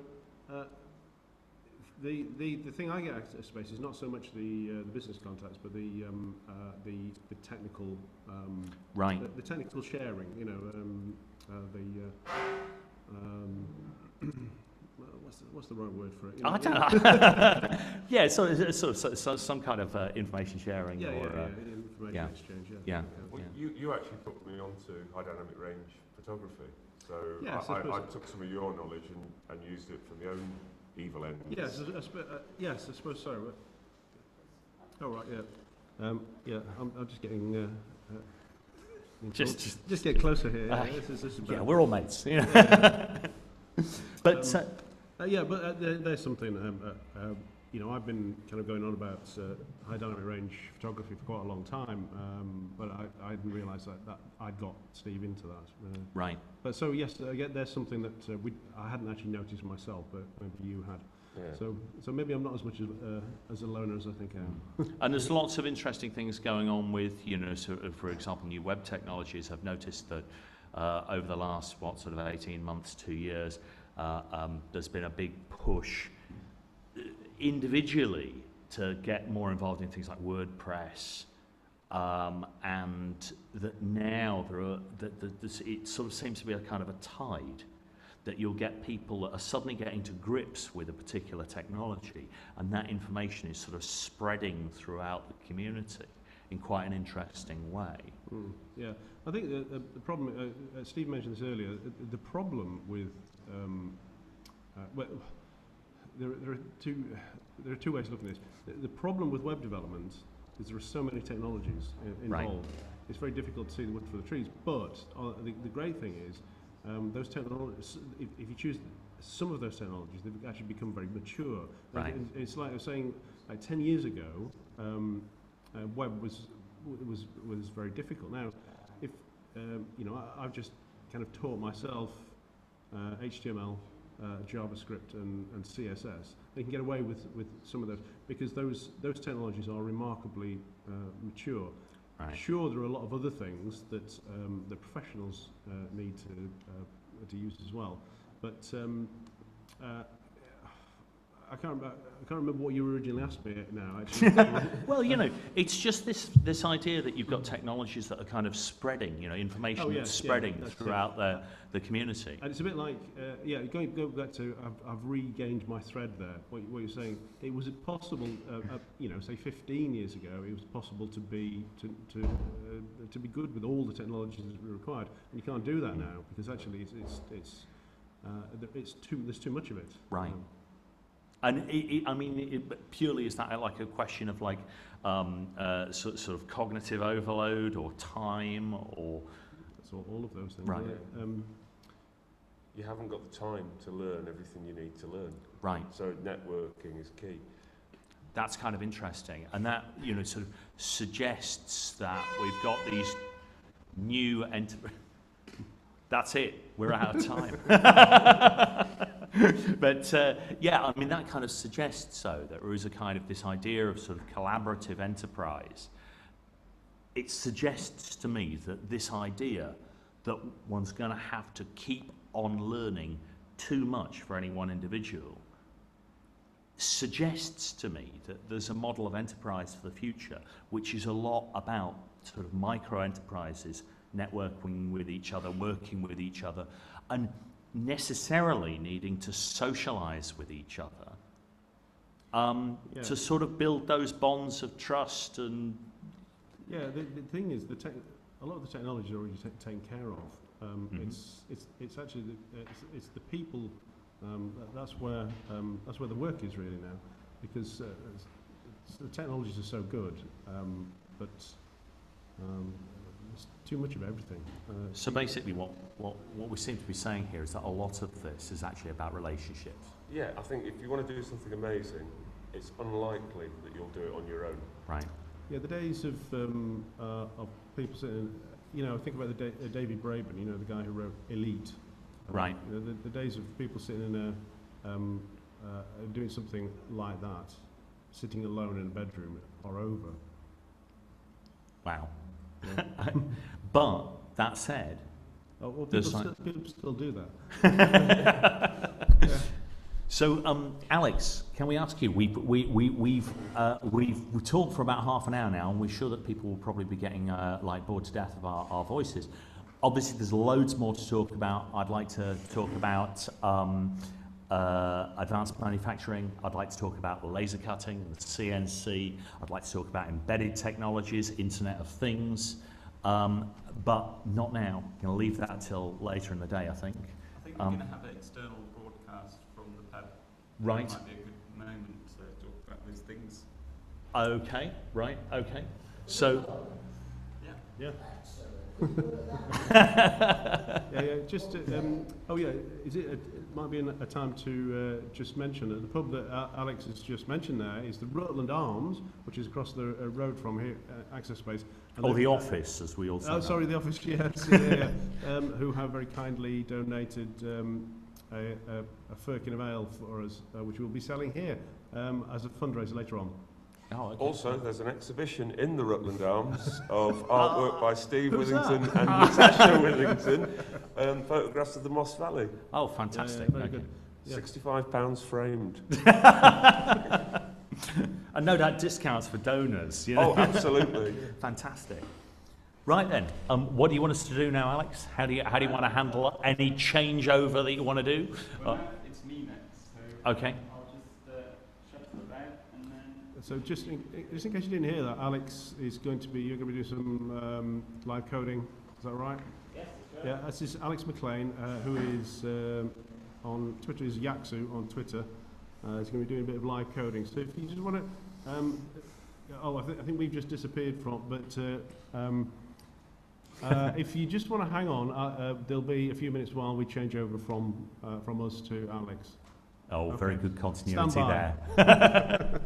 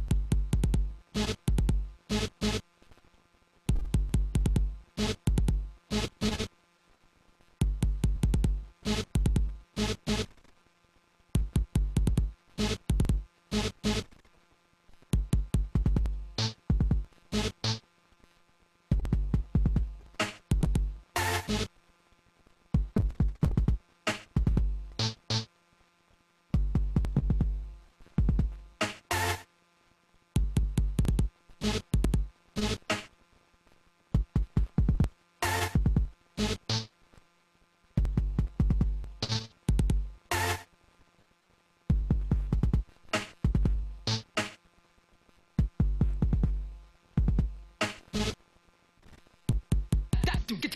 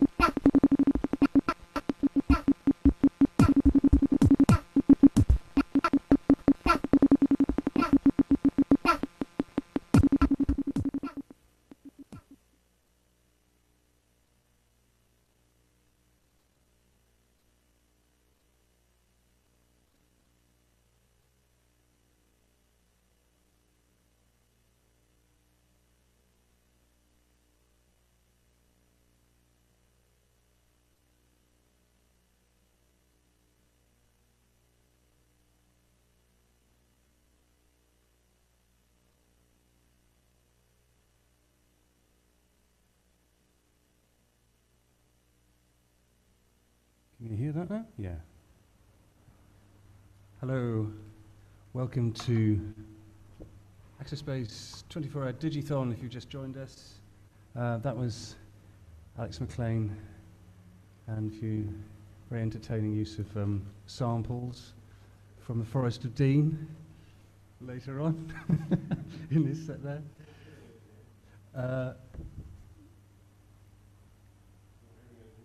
You're not hearing anything?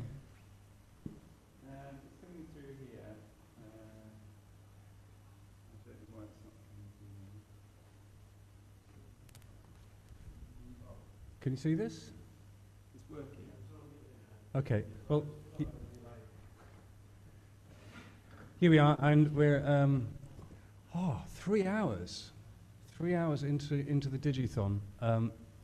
It's been great so far. An amazing performance from Scott Hawkins, who was playing his overhead fan. It was incredible. Okay, so here we are, and we've got, how many people have we got left? We've got 30 artists left, I think, to do today. 30 more artists who so generously given their time to help us raise money for Access Space. And a little bit of entertainment for you. I don't know if you can read this. We've kind of like had a bit of a hack at Jessie J's famous song. And we say, it's all about the money, money, money, donate a bit of money, money, money. We just want to make the world hack, but it's got a price tag. So charitable organisations do a lot for free, and they do a lot for people who can't afford stuff, for people who need them to be there, and that's why Access Space is open in Sheffield, and perhaps not another city somewhere a bit more affluent, but Access Space needs to stay open, and we need to expand our programme into the community, and that's why we're doing the Digithon, and with a lot of help here from Alex McLean, who's organised so much today. Hey! And who's up next? Let's have a look. Where's that sheet? I have to put my glasses on. We've got Elihu Garrett, I think. And coming up, is that going to be live coding? Yeah. More live coding. Take it away. Great.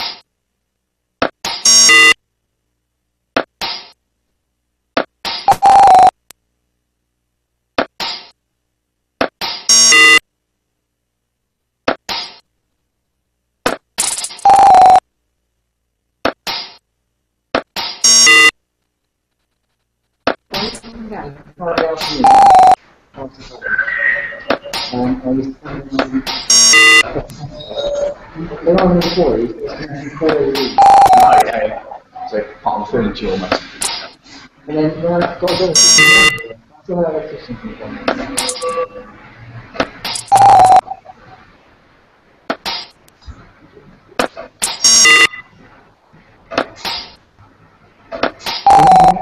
food come from there? Yeah. Oh, that's not They're in person. What time? In about 5 minutes. Sorry? In about 5 minutes. Yeah.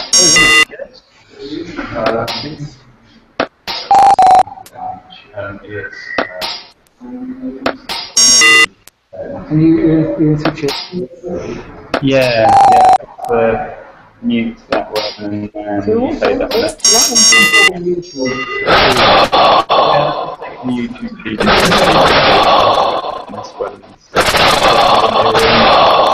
And when Yeah. Not the moment, no, this is what we're sending, but later on. So that's watching it solution. Yeah. It will be. Yeah.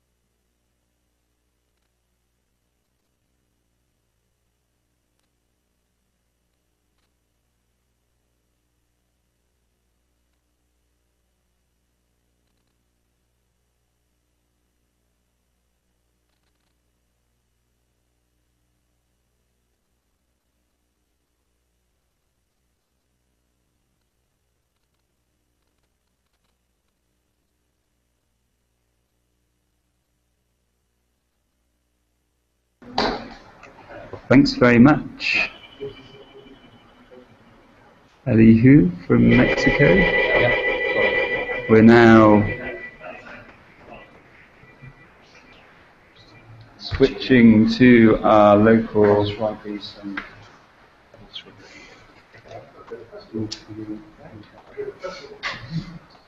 Nice to see your cat, by the way.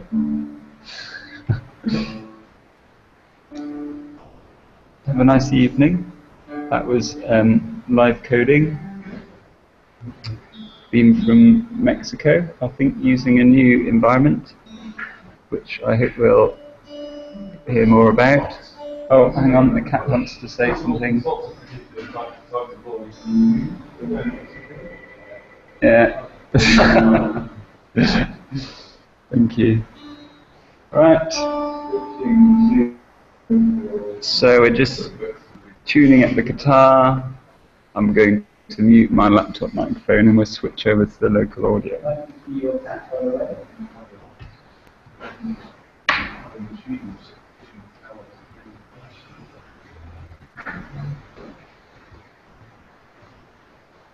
This is the Access Space Digithon. You can donate live on our website, which is digithon.lurk.org.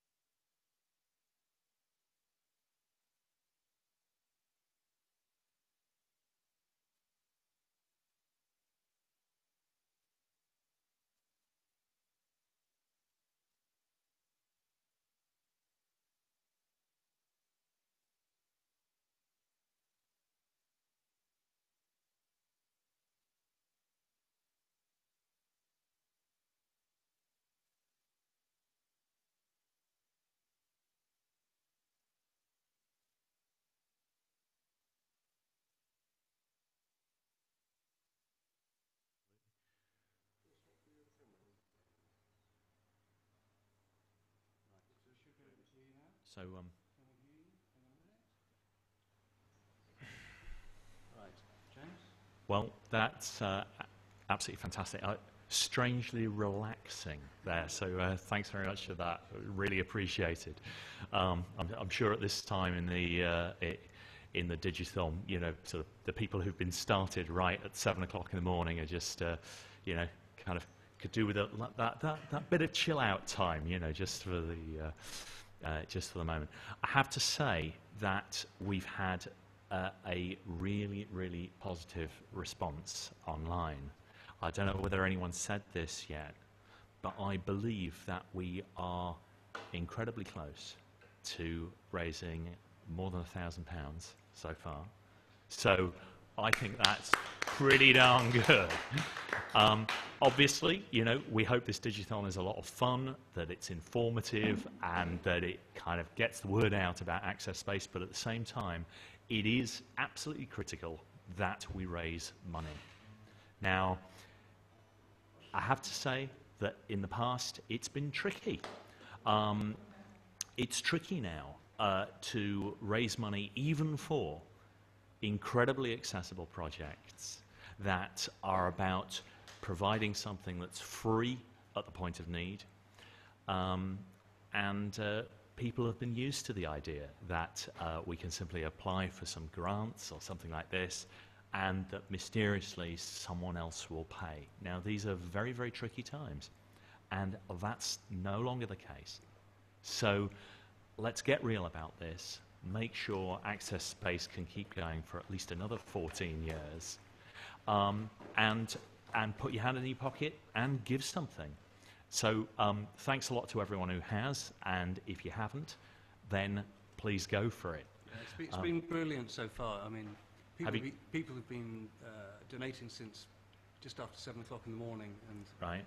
Quite large amounts as well. Well, I was going to say, I think that the highest individual donation we've had so far, I think, has been £500, which is pretty darn good, and we've had several people donating in the hundreds of pounds level, but also, you know, just those small donations, if you can just afford, you know, to put in £10 or £50, it would really be appreciated. Every little will help. And the impacts that the kinds of budgets that Access Space need are absolutely enormous compared to the sort of, if you like, professionally delivered, standard type of consultancy organization that might be able to, you know, sort of mobilize all sorts of, you know, I don't know, whether it's enterprise support, whether it's digital inclusion, whether it's the digital arts, and helping people to be creative, and also building a sense of community and a whole network of people. All these things are valuable, both on an individual level and on a collective level, and the value that Access Space gives is unbelievable. So we're aiming to raise £10,000 by the end of September, and we think that that £10,000 will have far more impact than it would have with many kinds of interventions. So I gather that Jake is setting up now for some more. Are you doing some more spam now, Jake? Is that right? Yeah. And of course, spam is a ubiquitous feature of the internet. I like to think of myself as knowing about ubiquity, James. Right. Okay. Well, fantastic. And equally, it's a ubiquitous feature of the Digithon, but transformed into something, you know, more creative and imaginative.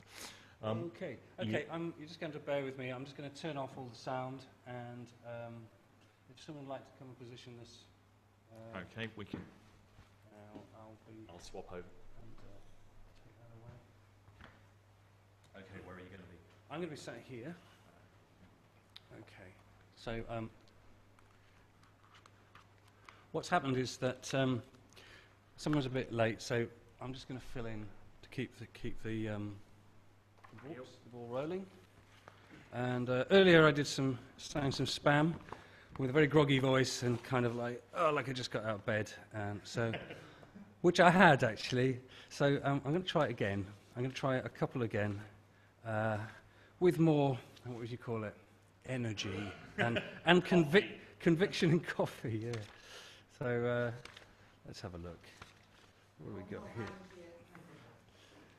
Okay.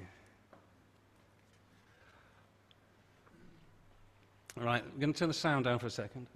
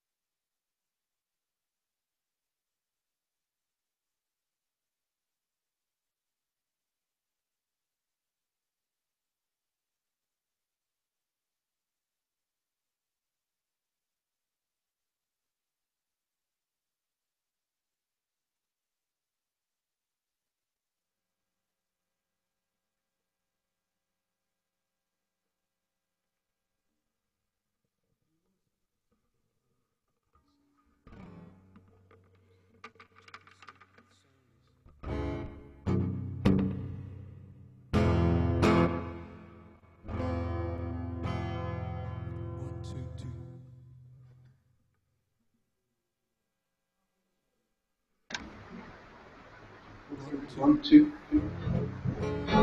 Listen through the PA. Yes. The voice sounds good. 1, 2. Which one? It's the first one. 1, 2, 2, 2. Okay. Okay. Before I say, it's not I'm not going to come across opposed to different like Nigerian staff around trusting because they're going to give you 7.5 million, no, 75 million US dollars. I'm going to read this one, it's quite fun. I got this in 2007, and I've forgotten all about this kind of thing, but anyway, if you imagine that spammers are kind of like little gangsters,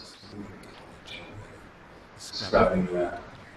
Okay, good day to you, sir. I'm very sorry for you, my friend. It is a pity that this is how your life is going to end as soon as you don't comply. As you see, there is no need of introducing myself to you, because I don't have any business with you. My duty, as I am making you, is now just to kill, assassination, and I have to do it, as I have already been paid for that. Someone you call a friend wants you dead. Capitals. By all means, and the person you have spent, and the person have spent a lot of money on this. The person also came to us and told me that he wanted you dead, and provided us with your name, picture, and other necessary informations that we needed about you. So I sent my boys to track you down, and they have carried out the necessary investigation needed for the operation on you. And they have done that. But I told them not to kill you, that I would like to contact you and see if your life is important to you or not, since their findings shows you are innocent. I called my client back and asked him of your email address, which I didn't tell him what I wanted to do with it. But he gave it to me, and I am using it to contact you now. As I am writing to you now, my men are monitoring you, and they are telling me everything about you. Do you want to live or die? As someone has paid us to kill you, get back to me now, if you are ready to pay some fees to spare your life. If you are not ready for my help, then I will carry on my job straight up. Warning, do not think of contacting the police or even telling anyone, because I know, remember, Someone knows you very well and wants you dead. I will extend it to your family in case I notice something funny. Do not come out once it is 7:30 p.m. unless I make it out of time to see you and give you the tape of my discussion with the person who wants you dead. After you have complied with my demands, then you can use it to take any legal action. Good luck. I await your reply. Regards, Don Vanucci. Okay, so I'm going to give you my standard greatest hits next, which is what I talked to just say earlier in not very convincing manner.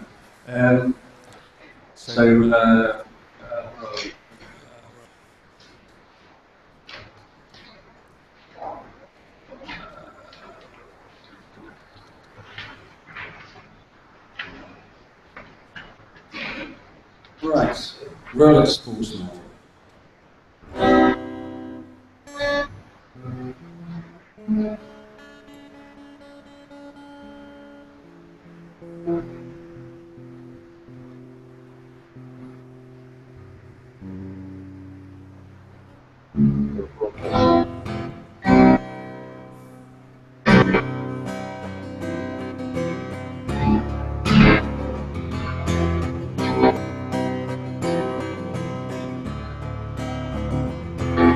About 2 weeks ago, I ordered 2 watches, a Rolex Daytona and a Vacheron Constantine.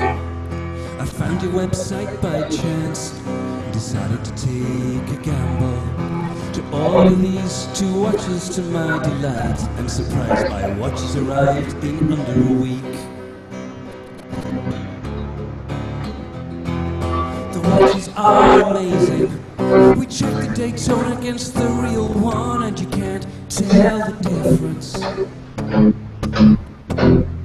The watches are amazing. We checked the Daytona against the real one, and you can't tell the difference. I just received my 3rd watch, an Eland Jetson.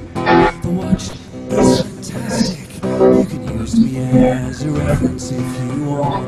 If you want, if you want, if you want, if you want, if you want, if you want, if you want, if you want, if you want, if you want, if you want, if you want, if you want, if you want.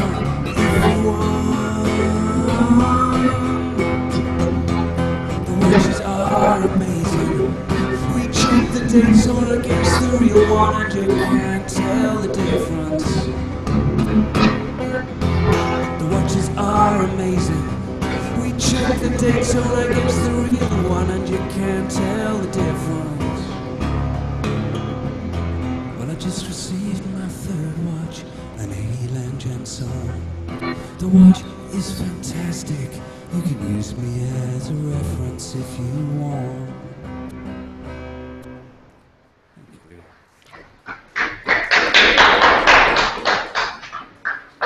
we'll try this one. This is it's a calendar spell. It's a bit odd because it's kind of asking you to respond particularly. We are writing to you to know it's true that you are dead, because we received a notification from one Mr. John Rice of the USA, stating you are dead, that you have given him the right to claim your $10.5 million US funds. He stated that you died in a car accident. He has been calling us regarding this issue, but we cannot proceed with him until we confess. By not hearing you for after 3 days. advised that we had made all arrangements for you to receive and confirm your funds of 10.5 million US dollars without any stress and any further delays. All we have to do is confirm that you, being dead, or still alive.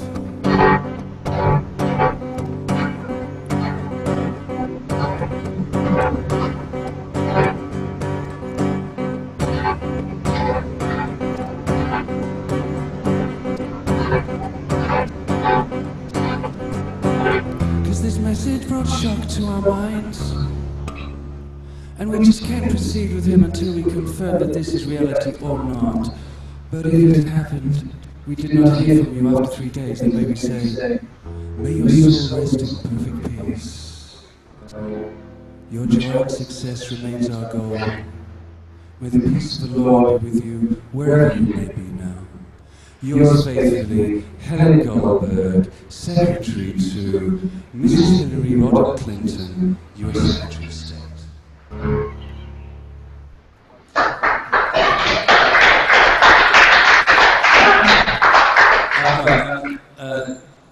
Now, there's a bit of time left to fill in.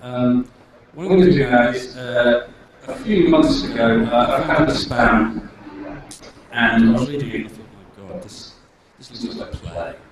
So this is kind of a random word thing. So I'm going to do a Shakespearean version of a spam called Fluctuating Psychoanalysis or Restlessness and Severe Dizziness. So now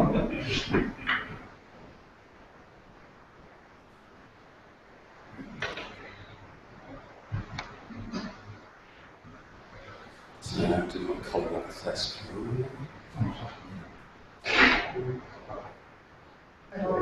A contest by that described term, go appreciate or be naked. In my hour, my dissertation plays abstract, still minor lay, capital, no heroin, or append. I go authenticity reporter. Too much have expressed in abstract is depression. Within connections sewer beer, liking as briefing of authorized short form as constellation. It include is the circle illustrate. But be subjective art, I strongly revise joy. With too fatalistic, athletic could phosphorus a level. And antiquity stain a honey. Serious? It would. Her procure a hawk. So influential, it is intelligent. Was a professorship, a new steak. A new essay sunrise ruler, sulfur as prophylaxis. I potential to legitimate its anti. Be the detail heel, goat tongue, or compete. Of waterfront, in operation, in one of our volumes gust. Writings as inserted in Parliament, pushing to damp, no as unseen condensation. And place sufficient as outskirts at retarded key, on to realization of business sleep. Perennial landlord, furnished admirably of a timely pace. As by music triggers it, his engine. Be the condition on the allow, but no purchase, vision he might use of wiring. Few do deprive detective, or factory, to look at soulful needs. Or contain my accrued crowd, you titan resumption. Not ground and molecular, with go-blitz only switchboard. Locus, no responsible. Clutch element keeping, it's so bad censure, a finish. It chase, retired strengthen, so go-blade applause, kennel, glaucoma, a Saturday. Holst do treat the poem, as ever counts, my sentiment. How whereabouts? My hat! With navigation boiler, be realistic on outside of midnight. It is a mission, but, or is it nightclub swag? Grounded in character. As slightly as bond, as responsible, he no excellent reverend. in dishonesty sinister, his biological behavior. It has rheumatoid hind, introduce. Stomachoid tuberculosis, slow downhill and delete. It has fourth, introduce. Abuse. A my mouth tight. Your proprietor and SB Yankee. Its apprehension, not a sanity-intensive cold, borrowing my invention and witty confer and launch. As ambiguous, entirely as German, on lower it pass, you the engineer is so smoke well contain. Containment your breast, the eater, spirituality, its turmoil. Thank you. Hey! I've got 5 to 10 minutes here. What?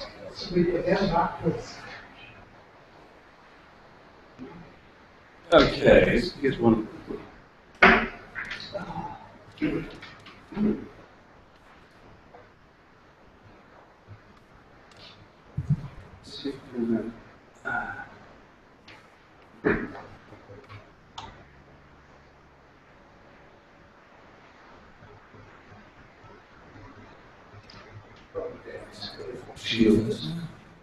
Right then, here's one called grant beneficiary.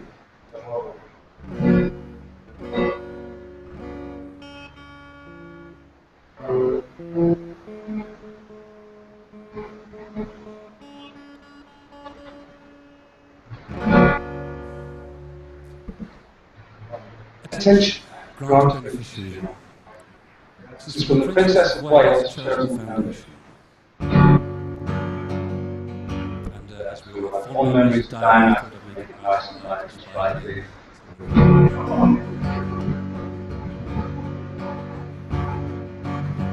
This is to bring you information that your email has been randomly selected and approved as a charity grant beneficiary of the Princess of Wales Charity Foundation.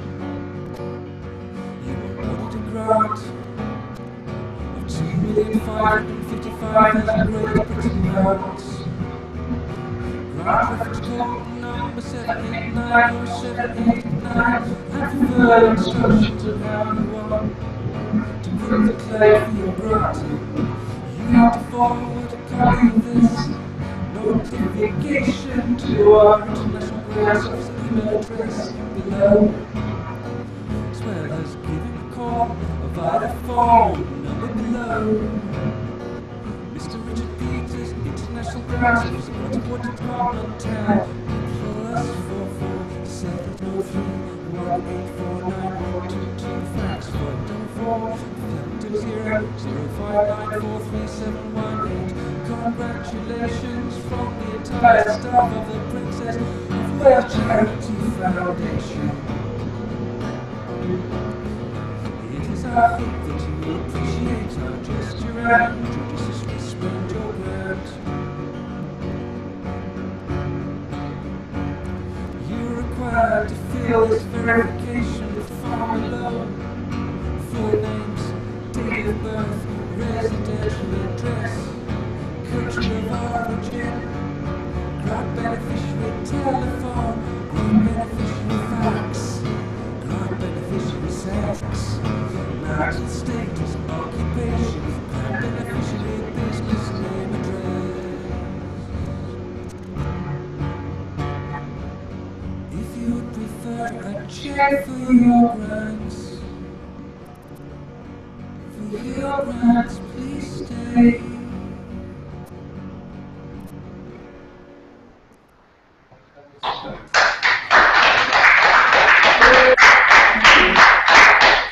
Okay, got 5 minutes, so we're going to do IMCSI assistance. And that's it's a Nigerian span, into the Ivory and it's about the terrible predicament of young orphaned Ruth Reed, who's only 19. So,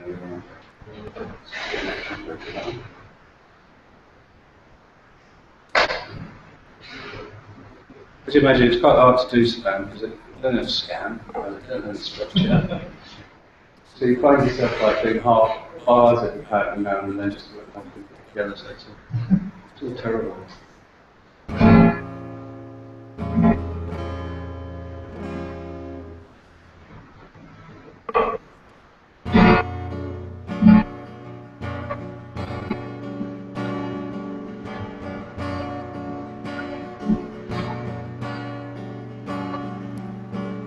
Truth, 19 years old, the only daughter of the late Mr.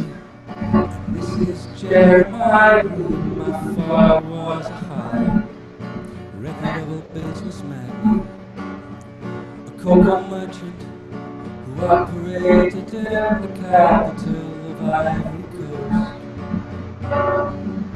During his days,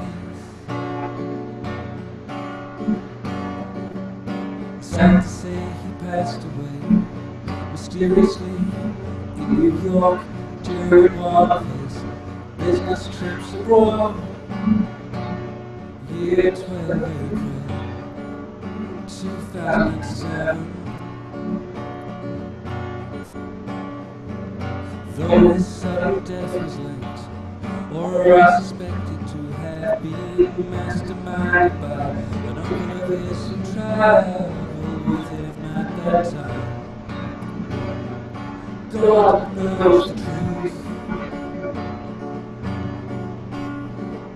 My mother died when I was just 14 years old. Since then my father took me so special. Before his death on April 12, 2007, he told me that he had the sum of $75 million US in a security company, metallic trunk box.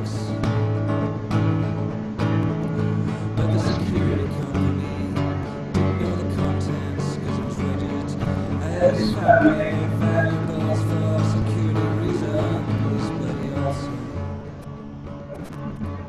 handed over the documents to me. Well, I'm now just 19 years old. The school's at home, and I really don't know what to do. Now I want you to assist me to clear the consignment from the custody of the security company. Because I have suffered a lot of setbacks due to the incessant political crisis here in the Ivory Coast. The death of my father really brought sorrow to my life. I am in sincere desire of your humble assistance in this regard. Your suggestions and ideas will be highly regarded. Now permit me to ask you to excuse these few questions. Can you honestly help me? Can I completely trust you? What percentage of the total amount in question would be good for you? Please consider this and get back to me as soon as possible. Thank you so much, my sincere regards. With Mary Reed, 002 Jones, at yahoo.com. Thank you.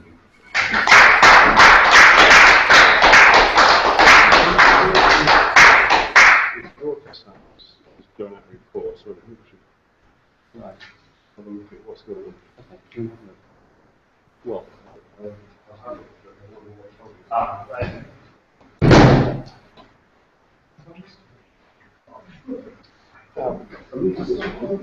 yeah, because I was picking up this chair and everything.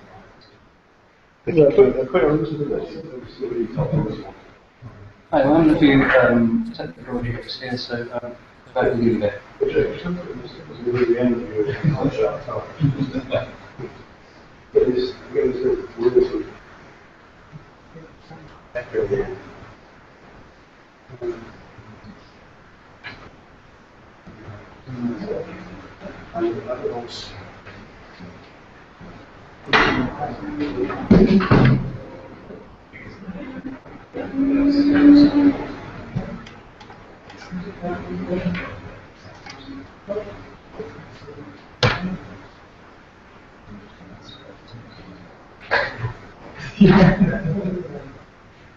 So, right. Who's up next? Well, no, it's supposed to be done by Mark. No, it is. That's not. Right, who's next?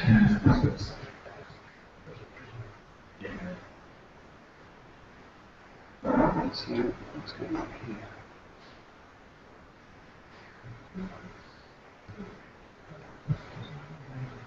This is live right now. So I'll turn the volume down. This has changed since. Yeah, it's taken the time.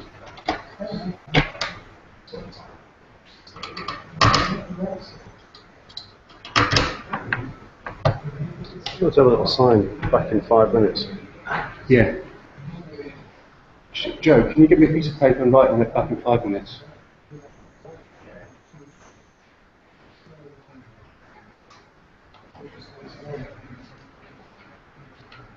So let's get to the wide shot, shall we?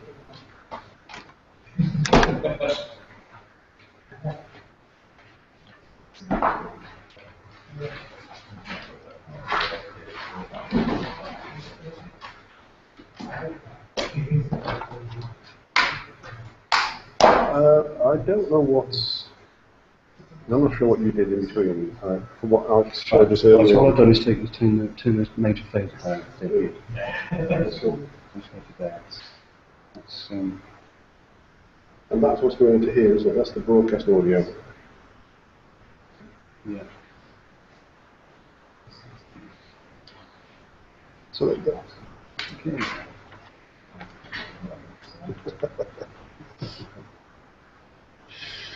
Okay. Just leave them there. I'll fix this. Yes.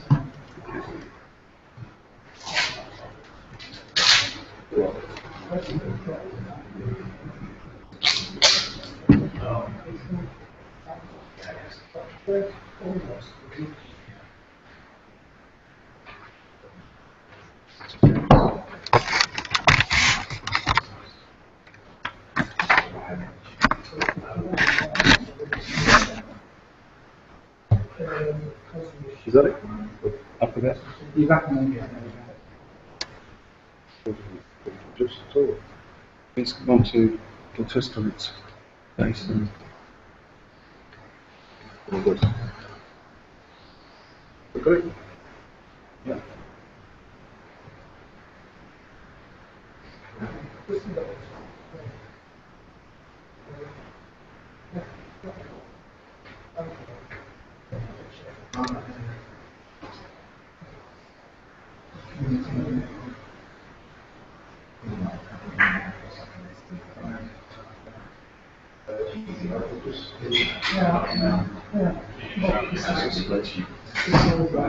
Oh, sorry. Yeah. I just back in 5 minutes ago. I just need half an hour spent, half an hour. Okay, Mark, please. Yeah. So at least that fills up the gap later on. Yeah. We just had a problem there. I think the audio that's coming through on the broadcast with a sort of horrible distorted echo on it. I don't know whether we muted that one. Yeah. I don't know what we did because Jake brought that in, so I'm not sure. Do you want to just check everything's the way it should be? Right. Well, the next thing is just slide gallery. So I'm going to yeah, I can't quite see why there would be a feedback problem. Yeah, at first what happened is I sat down with him and I said,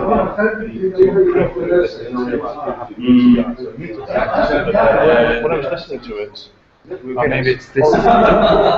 Maybe this should be muted. muted that one. Maybe that's the, is that what?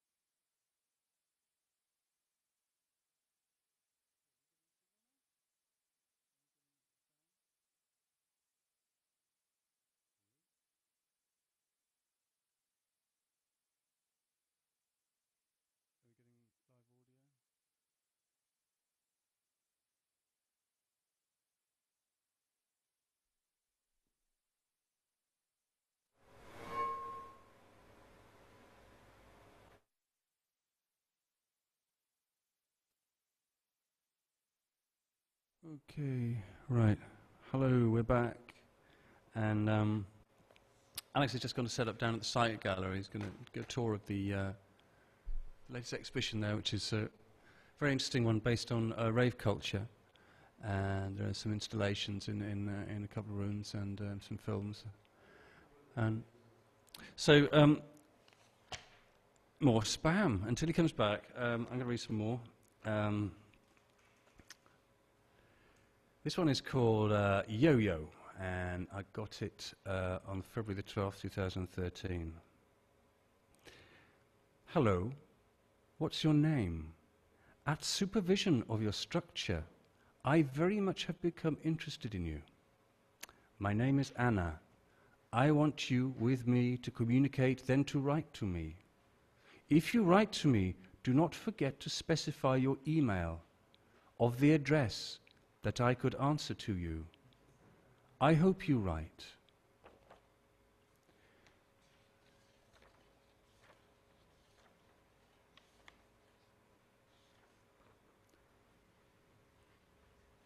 Just saying bye to Rob Lee here. Thanks for his set early on. This one is called Fastened Hosanna. And it's one for Viagra. The Azuras, by affecting the earth and killing down yonder. O Flynn, will you go? O Flynn, doesn't it match? Alas, for Jimmy it did match. Placed the weaker and smaller of my birds in portable, they can find courage to try. Ontoglossums, stand cessation of the flowing blood.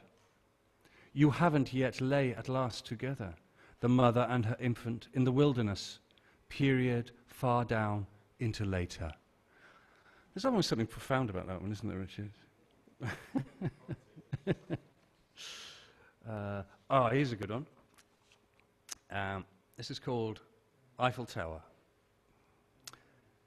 Eiffel Tower damaged by massive earthquake. Bad press surrounds US Army as renegade soldiers open fire on civilians. That's all it says.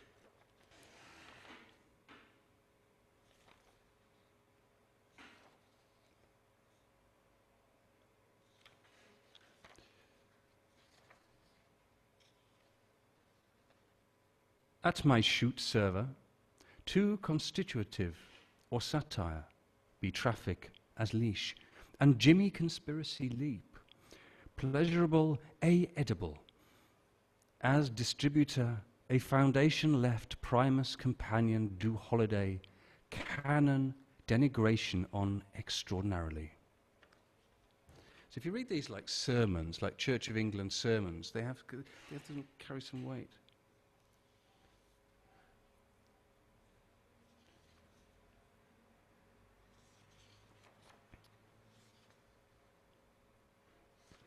And here's one I sang earlier, minuscule gabber.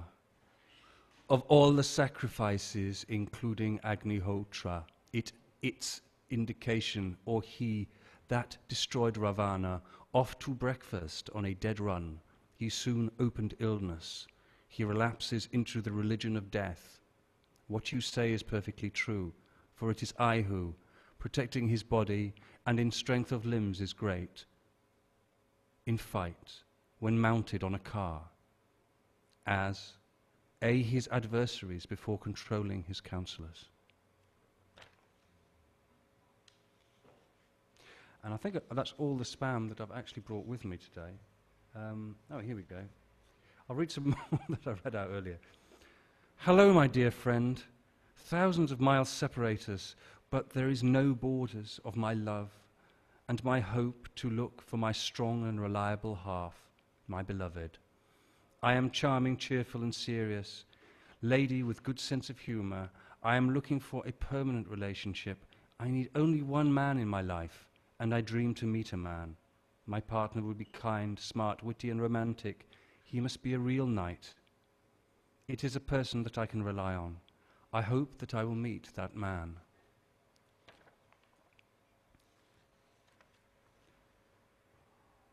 This is subject line, hello dear, from somebody called Olga. You have drawn my attention to a sight of acquaintances. I hope, as I shall like you, how I to you in a photo. The truth, pretty, smiley, but in life, I more nice. As I cheerful, kind, sociable, and fluffy, I go to in for sports, read books, to listen to music. I love winter and the summer. I do not love spring and slush. If I have interested you with pleasure, I shall tell about myself more in the following letter. I await for you to answer on olxirueva@yandex.ru.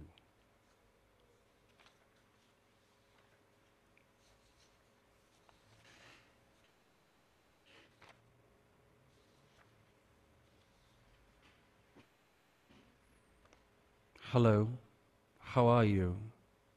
Do you have a second? I have not boyfriend. I very much want to meet real men. Which will know a woman's need, like in a cinema, you know. Let's chat. I am pretty girl.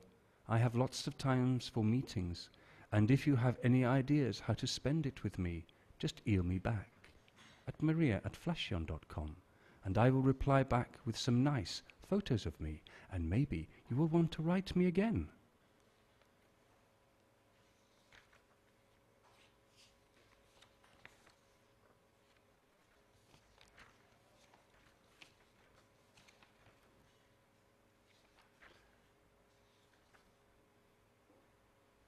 Hello, what is your name? At supervision of your structure, I very much have become interested in you. My name is Anna. If you want with me to communicate, then write to me. If you write to me, do not forget to specify your email of the address that I could answer to you. I hope you to write. So, that's all the spam. So we've got a 15-minute, well, maybe it depends when Alex comes back. So what we're going to do now is just talk a bit more about Access Space and. Well, we'll just get the mic set up first. So hang on to secs.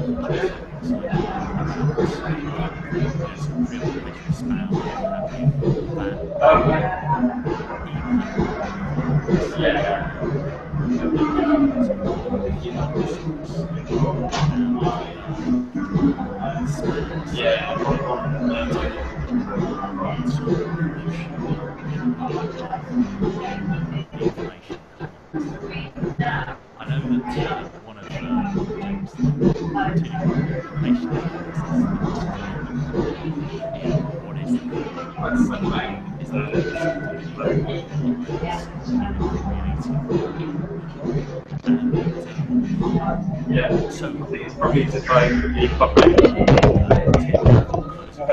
listening is a visual artist does a bunch of presentations and talking about relationship with Access Space with Hawkins, ideas about how things help you or have helped you in the way that you work. The kind of way I work, I try to take my time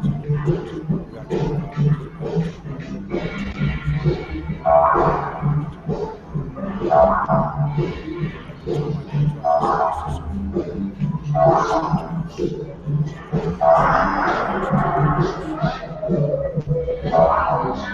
engineers and architects I guess the question is then, once those common-sense tools is taking ideas and trying to, in a sense, justify it. Yes, but I still think it revolves around stop a person from doing things that they don't want to do. And what access space does for me is that it's a very small sledgehammer. Okay, You know, okay. it So does it's not do like that. a toffee hammer. Quite perhaps, but my lack of knowledge is helped by the fact that if I come to Access Space as a service user, I can access tools which enable me as opposed to disable me. And any funds and monies that are donated right now, this second, will help people like me who, for one reason or another, do or do not access or are not connected to the commons. We can enable ourselves. I mean, that's interesting because now what you're starting to bring up is a question about inclusion. Absolutely, yeah. And it's like sort of, there are common resources in our society, but there's something which some people, will get excluded from, perhaps by walls or barriers that are kind of invisible to people that aren't behind them. Oh yeah, and it's it's a little crazy because sometimes even fear is a major barrier, and fear of all sorts of things. In my case, fear of ignorance, or other fears that would stop me from accessing something. And I need I need a place, I need some group of people that could enable me to overcome those fears. So it's kind of, it's about having a kind of a welcoming environment, about somewhere where anyone can come and take part, where you sort of get some kind of reassurance and human connection that then enables you to unpack some more things. So, I mean, go as far as you want to go or not as far as you don't want to go in talking about where you started when you first walked into Access Space and where you are now. Because I think that's a kind of a really interesting story and something which, maybe will give people some ideas of the kind of benefits of having this kind of community. Yeah, I'm trying to condense it. It's going to be difficult because I believe I was in a position of isolation. When you first walked in, and this was what, in 2009, 2010? Oh, before that. I've thought about this, and it's difficult for me to say when I actually accessed Access Space to come up with a specific date. But the place I was at, I was using Microsoft software that I'd, inverted commas, borrowed, and I was trying to use the computer to enable myself so that I could do all these wonderful things that were promised by the internet. So, as a creative person, you were sitting at home on your own with a computer, right, struggling to somehow make that into an empowering creative experience. Yeah, absolutely. I had the toolbox, I had the tool, and it was so complicated, I didn't know where it was going to take me. Right. And I experimented in different ways in, say, for instance, from the act of drawing to the act of recording a drawing to the act of actually putting it on the internet. Right. And all of those simple manoeuvres are not that simple, and the reactions to them are not that simple. There's a lot of things going on, there's a lot of things to consider, and there's a lot of... The toolbox is huge, and it's so confusing. There are pitfalls, there are things to avoid, there are things to do, and I'm just amazed at how Access Space over the years enabled me to do precisely what it says on the tin, access a space where I could use the tools.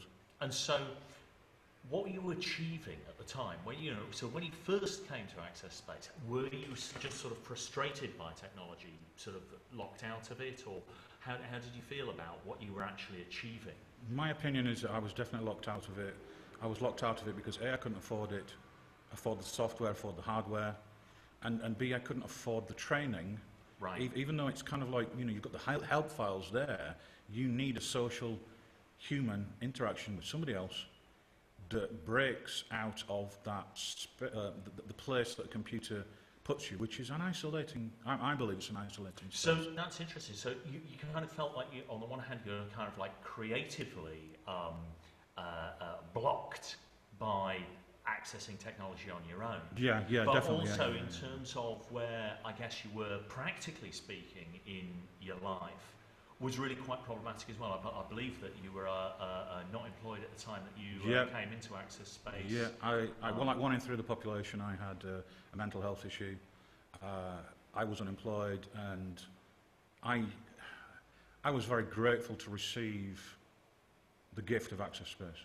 And it's like, so tell us a little bit about what you're doing now, what the sort of, you know, where you've gone through that process. So, I mean, right now, I gather you've become very interested in printmaking. So do you want to talk a little bit about that?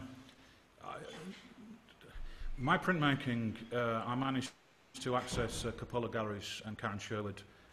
They have a printing press that I was able to use to enable a series of prints I'm working on.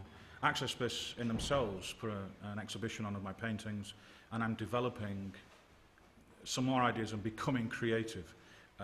My work's available on redbubble.com under my name, Timothy Bayton, for sale very cheaply, cards for £1.50.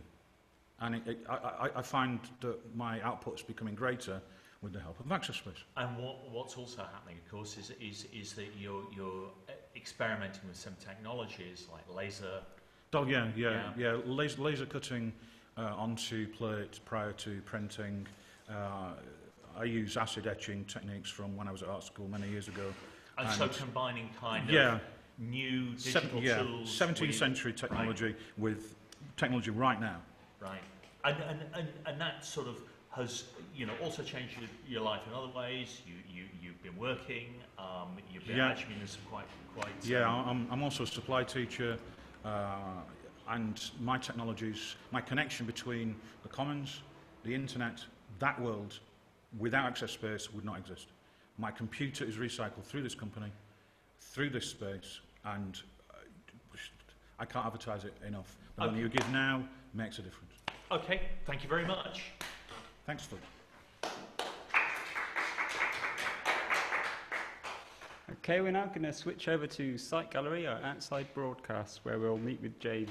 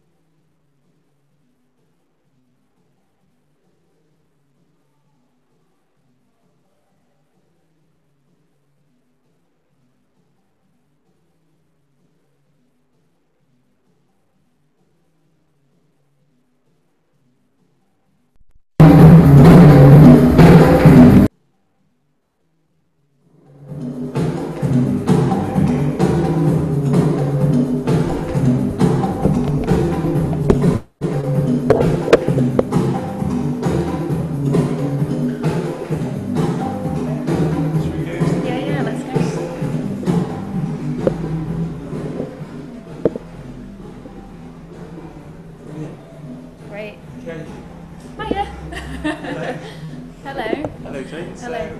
can you introduce us, maybe Yeah. introduce yourself? Yeah, I'm Jane, the Public Programme and Gallery Manager here at Sci Gallery. It's all right. We've got a bit of feedback going on.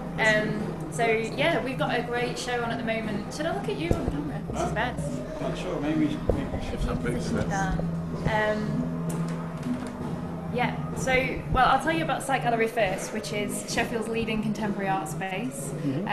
We've got a large exhibition space split into 2 galleries. We have an in-house shop which sells artists' books, magazines, like all sorts of stuff relating to the shows and otherwise, and a cafe and a resource area. And we're going to have a look at the exhibition, which is Evaporate, which is inspired by rave culture. We could do a walk round, but it's extremely loud in there, so there's a lot of like sound clash and a lot of visual stimulation and stuff, so it might not work so well with me talking over it. But so maybe let's have a look around and then have a chat afterwards. Yeah, and you can get a picture. Okay, here we go.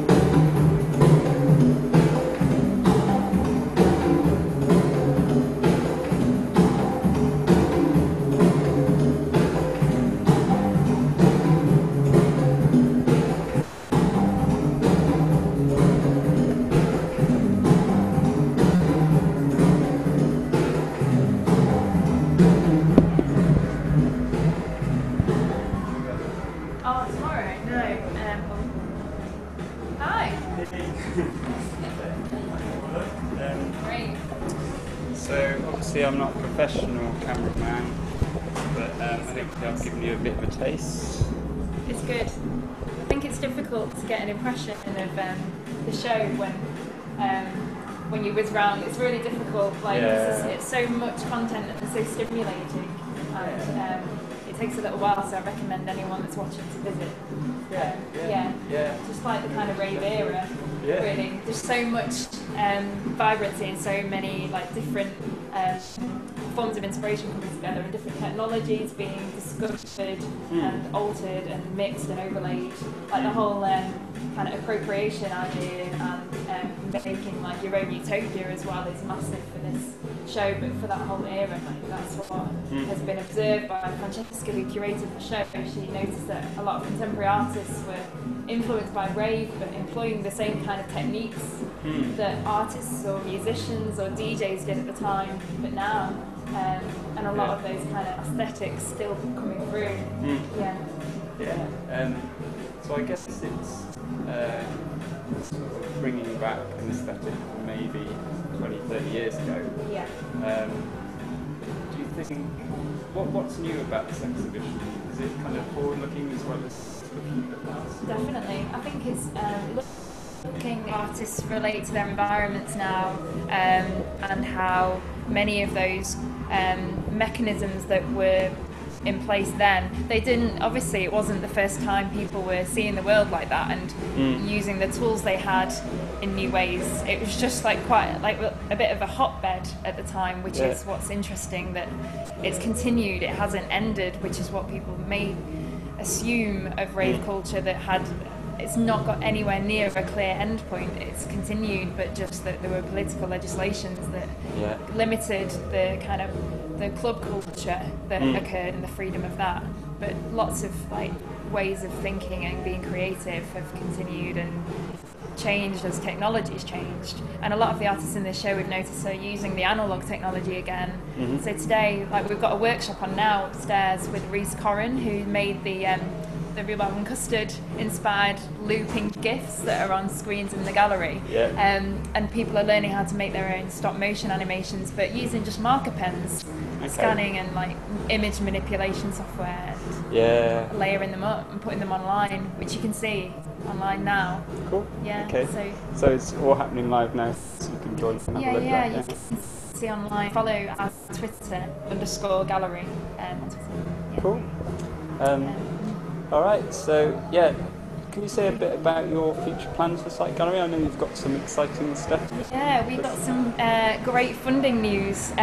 So we had a major capital grant given to us about 2-3 weeks ago, which means that soon, we're now progressing forward with plans to expand the gallery, increase the size of the gallery spaces by 200%, and grow various other aspects of the organisation, like the cafe.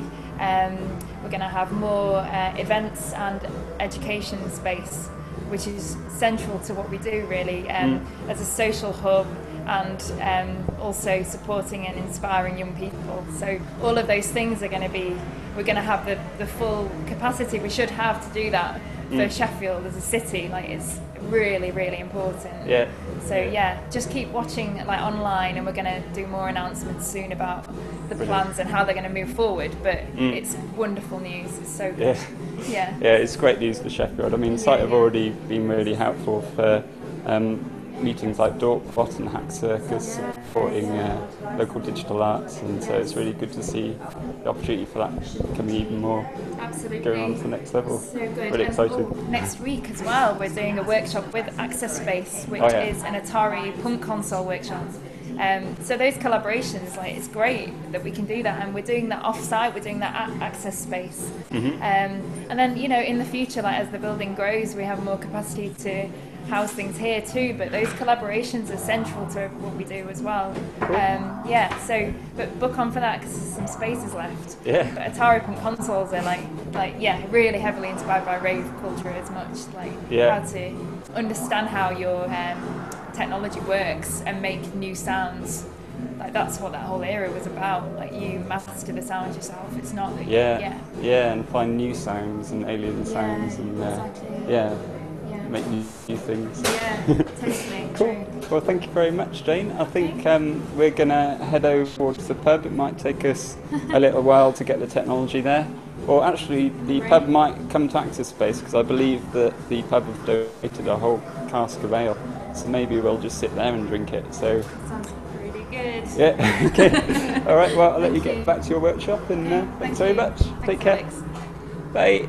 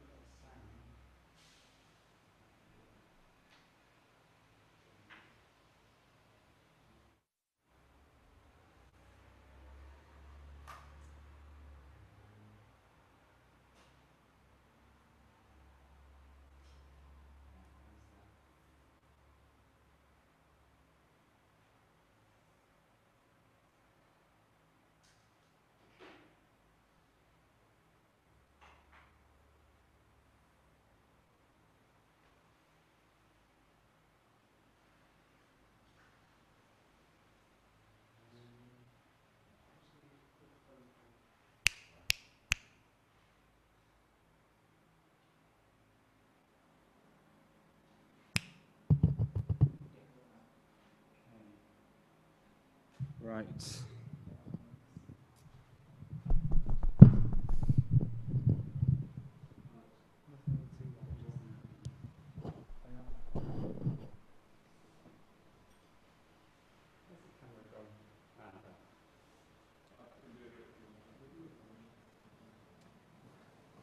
What's that, Martin? Wants to do something?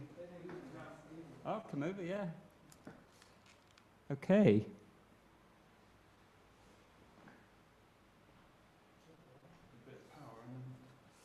So that was the outside broadcast. We're now inside again in Access Space, and I believe Martin is going to give us a little ditty. We were going to go to the pub across the road, but the pub have actually donated a whole cask of ale, so I think we're going to have a little drink here. So let's have a quick look at the schedule.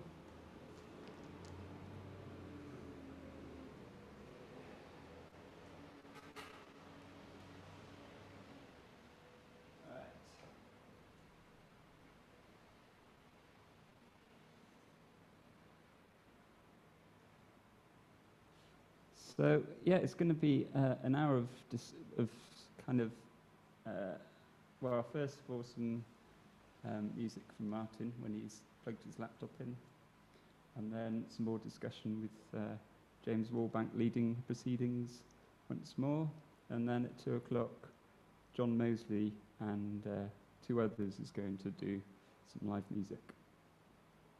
Thanks very much for watching this shambolic broadcast. In the spirit of a telethon, we've carefully choreographed things so things are as messy and awkward as possible.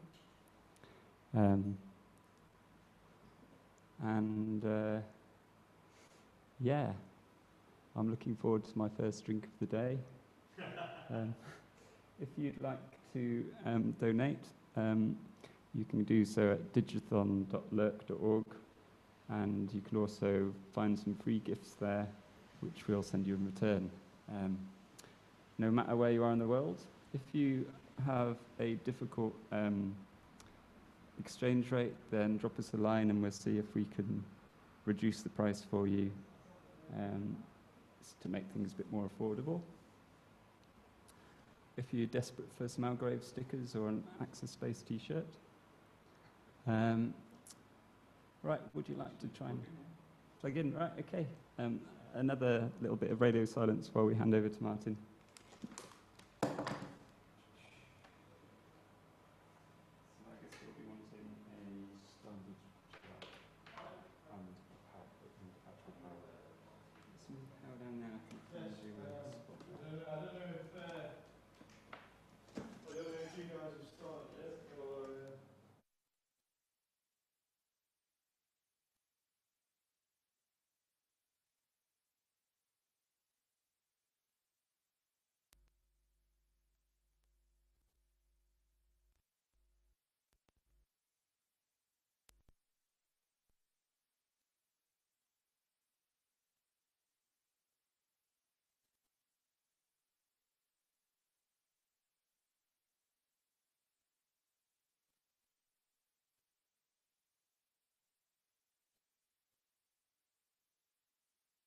Not the.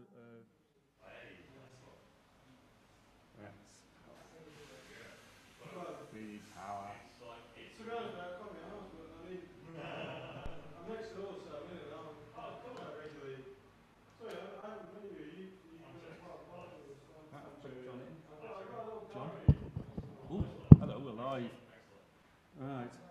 Do you reckon he's going to make a noise when I hit it? How do I keep it? Have you got a feed on that? I have. It's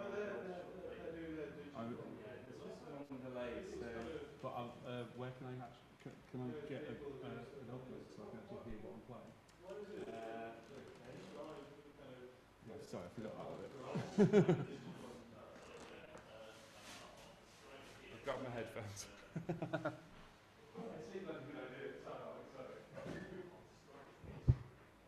One, two. Is that? Yeah, or we can, yeah, it'd be good to have, yeah, if I can use those. Yeah. I need to be able to hear it matching. Yeah, exactly. Right, okay, well, we're going to hit the button and see what happens. Marvellous. Right, so what we've got playing is the tweets from this morning. Hopefully. So we've got the tweets from this morning playing, and hopefully be able to make something interesting out of them. So this is text and jokes so far.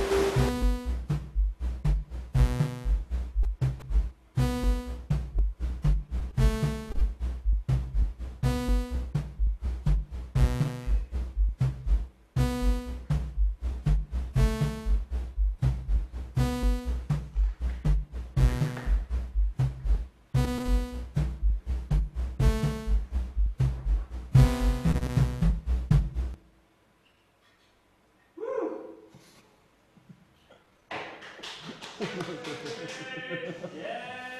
man. That's it. I could probably be starting. Don't know why it stopped. Shall I get going again? Do you want more? Do you want more? Yeah, a bit more.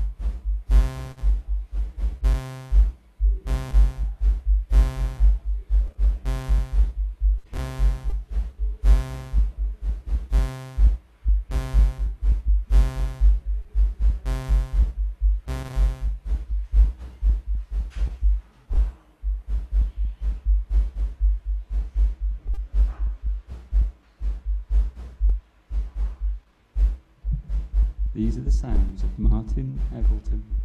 You're listening to the Access Space Digithon.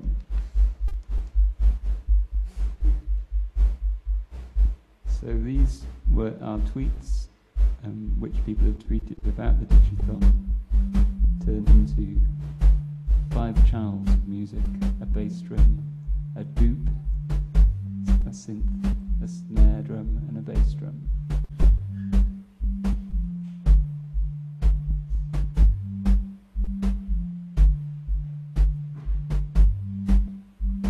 We're currently preparing to have our first pull from the beer, which has been donated from the Rutland Arms, which is a fine establishment. I'll just show you what the pump looks like.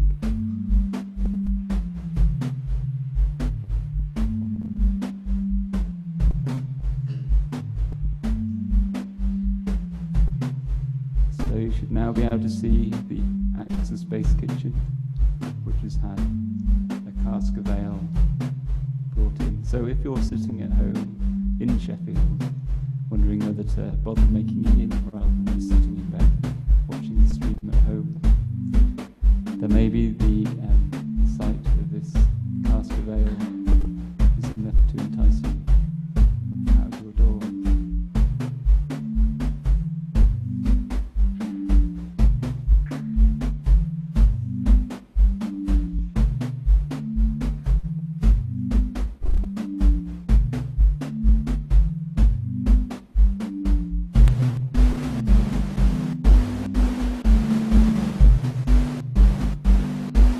Now going to attempt to extract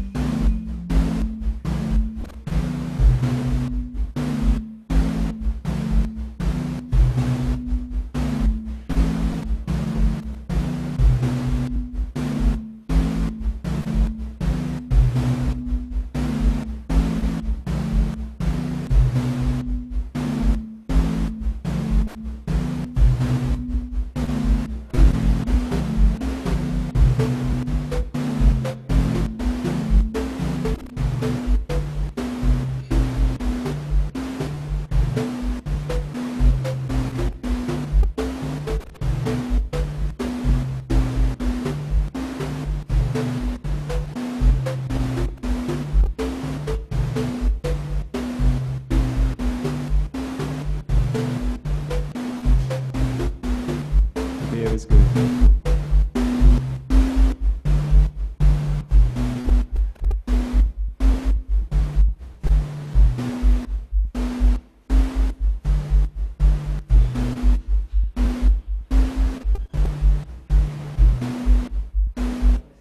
We're just wondering whether to actually go to the pub for an outside broadcast again. There was a lot of fun going to one local institution's site gallery,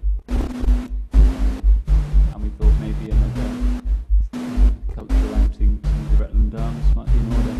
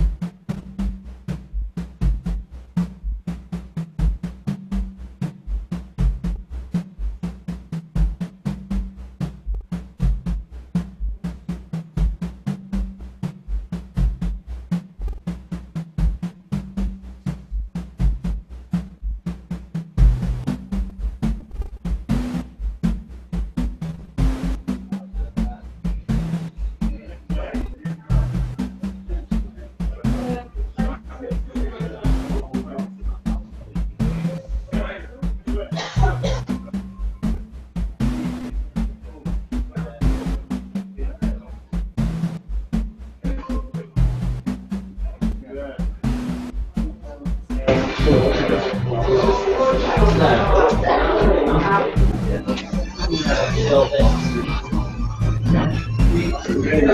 switching over to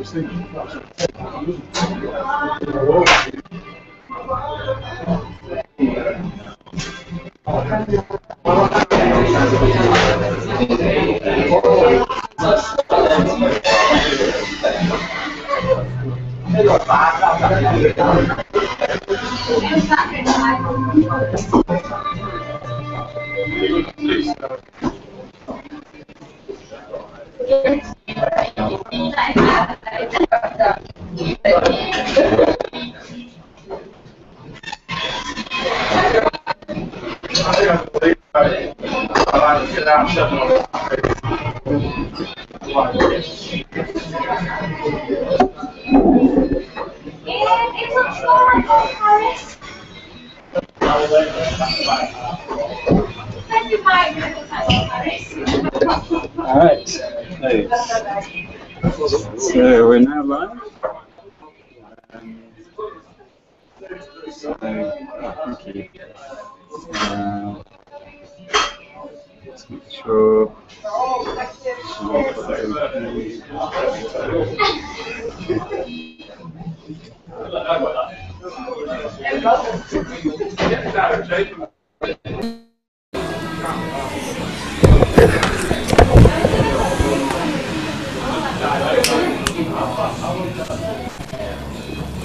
Right.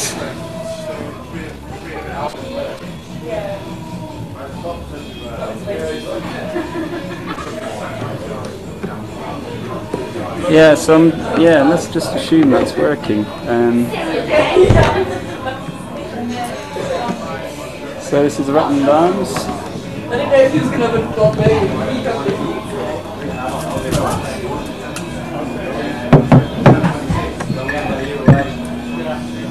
Here we are, lunchtime on Saturday, and it's still raining, so there aren't that many people in yet. So it's which is good for us in a way. Good for us. We won't get drowned out unless the jukebox goes up in volume. All right. Cheers. Well, cheers, Alex. Thank you very much for all the hard work. Yeah, you too. It's been fun occasion. Well, the good news is we're well over £1,000 now. That's amazing news. It's great. That was kind of our secret aim, was to get at least £1 grand. Yeah. Because it's been a fair amount of work, and so it's nice to get beyond the point where that's actually really worthwhile. So thank you to everyone who's given their donation. Fantastic effort by everybody who's thought about Access Space and done this for us. It's just great, you know. And I mean, if you're watching it, and James will be on later, it's kind of worth listening to what the kind of questions that he's asking people, because like I said earlier in the Digithon, you may not kind of see what Access Space does on a daily basis if you kind of like look at our calls for us as residents or exhibitions or whatever.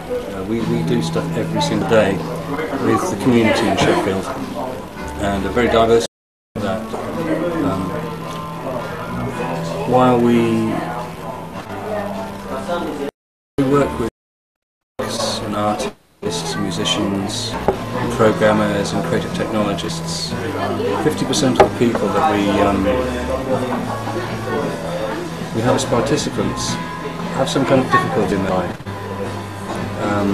and maybe are on the margins of society. People who have some sort of mental health issue, people who've been very poor for a very long time for one reason or another. people with learning difficulties. For some reason, Action Space seemed to be a very good environment for people with high-functioning autistic spectrum disorder, with what's called Asperger's syndrome. And so we have everybody in the same place together, and it's a very interesting environment where hopefully people learn an awful lot about people as much as anything else. And it's not like an artist studio where people are just like doing their own thing. There's this whole element of, a big element of it, is we have a table in the middle. And this table is crucially important so that people sit around it and they talk to each other. It's just kind of like melting pot of ideas with people of different interests and different abilities all sit side by side. And we think it's a kind of different environment. And it's not everybody's cup of tea. But you usually find that once people get the hang of it, they keep coming back. And so it's sort of like we're doing something right. Yeah. And we'd love to stay open, keep doing it and developing it. And I think the model that we have at the moment is a very good one. And it's we need to keep going. We need to expand our programme. My feeling is that there's a convergence going on between what's necessary and what Access Space has been doing for the last 14 years. So there's people may not get what we're doing, have not got really what we were doing. A few people have in the past. I think the kind of message that we are putting out, or have been putting out, is now falling on more accepting ears, actually. The world is changing rapidly, and I suppose we're dealing with all kinds of things that are happening now, kind of hypothetically or actually in reality on a smaller scale in the past. So there's an awful lot of I wouldn't call it futurology that we do, but we certainly think about scenarios in the future and how one might deal with them. And one of the most important things is the way that the internet has opened up the commons, for instance, and the issues about copyright and that kind of thing, which are very important.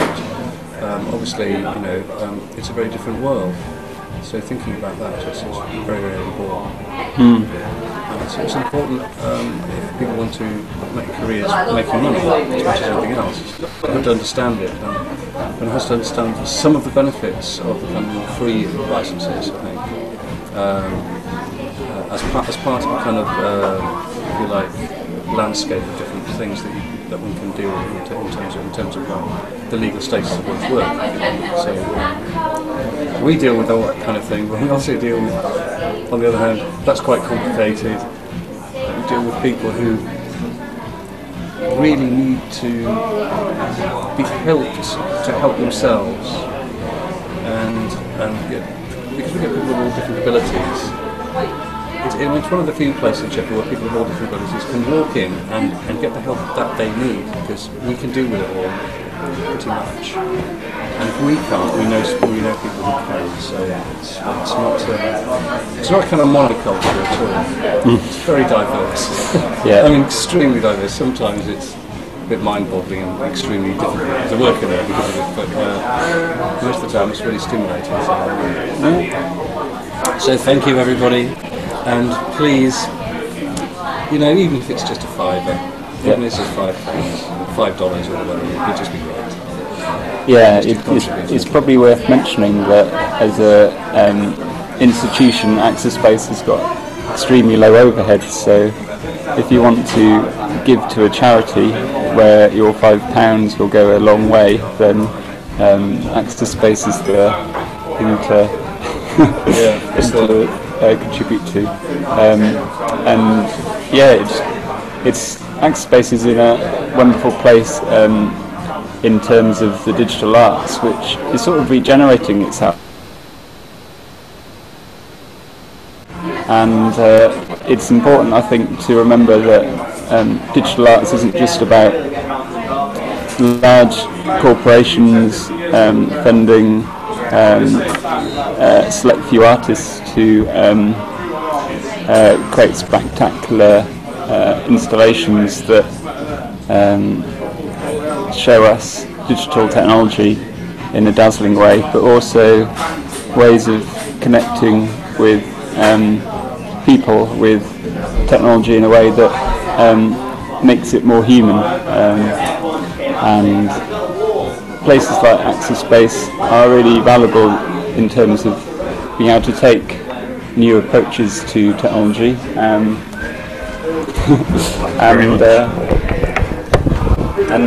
yeah, finding ways of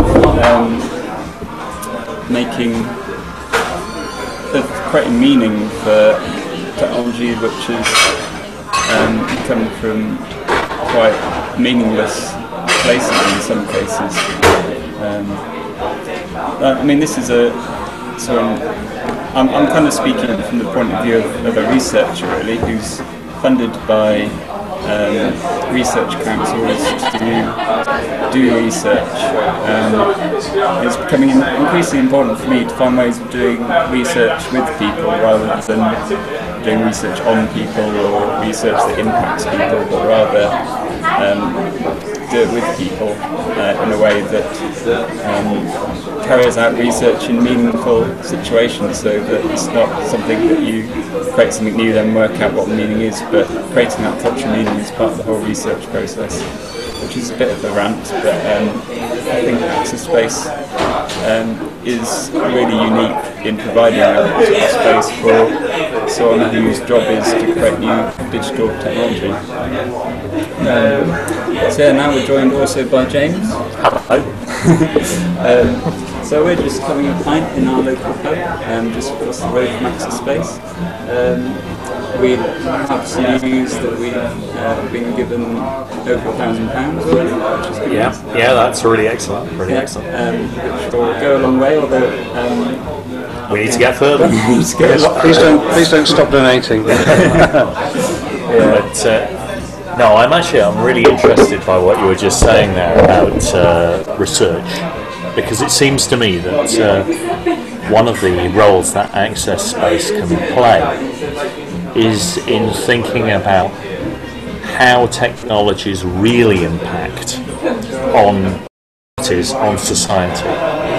And it's very difficult from the point of view of researchers who are inside academic institutions to actually allege that they know about these things. And so we've developed some relationships with academic institutions that enable us to start to unpick some of these questions. There's also, people get very excited by technology, by new technologies as they emerge. People will say, isn't this amazing, this whole business about smart cities, about embedded technologies, about interactivity, about tablets, about iPhones, whatever it might be.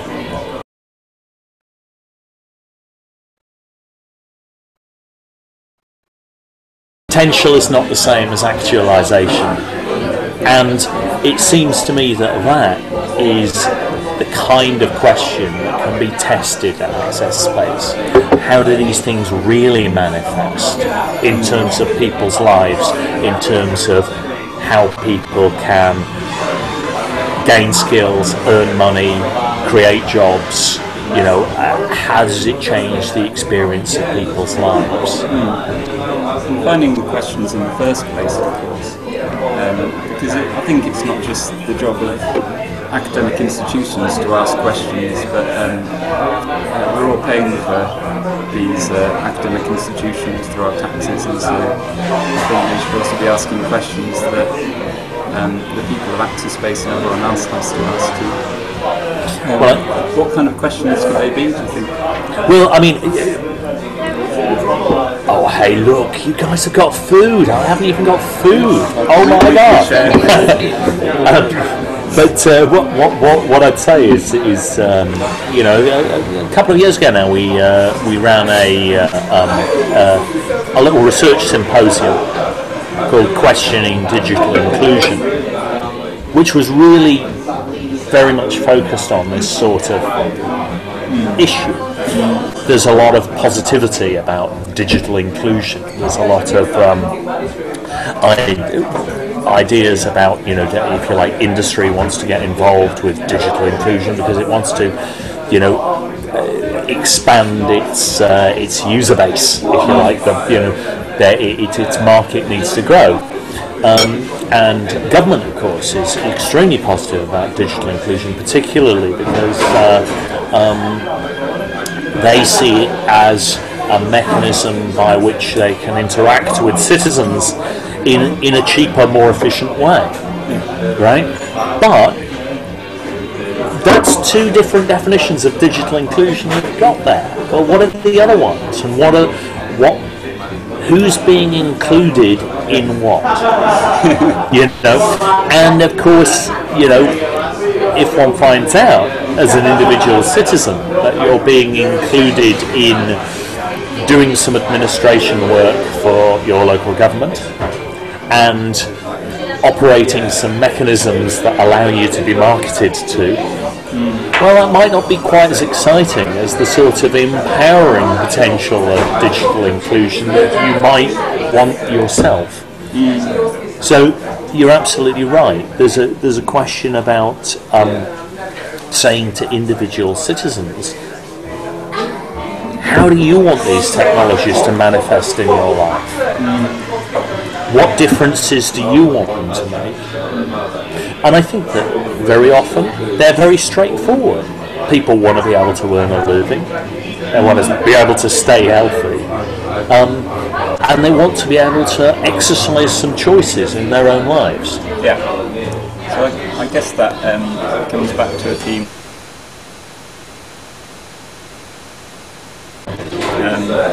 So giving people control over their own future is, how do we do that is an important question. And in the site gallery we saw people looking back to rave culture as a way of looking for a future step, being a time where there was a lot of change, a lot of excitement, a lot of new kinds of music emerging or reinventing themselves.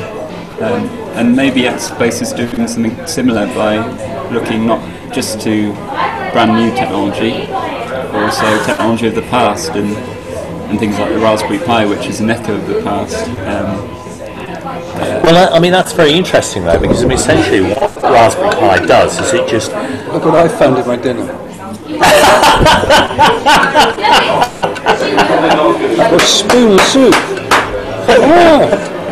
That's not fixed. For the benefit of people from home, Jake has found a secret prize, an extra spoon. I wonder if it's made of silver. Just... I think Sean must have put a spoon in the soup and then lost it and gave you another one. Yes. But,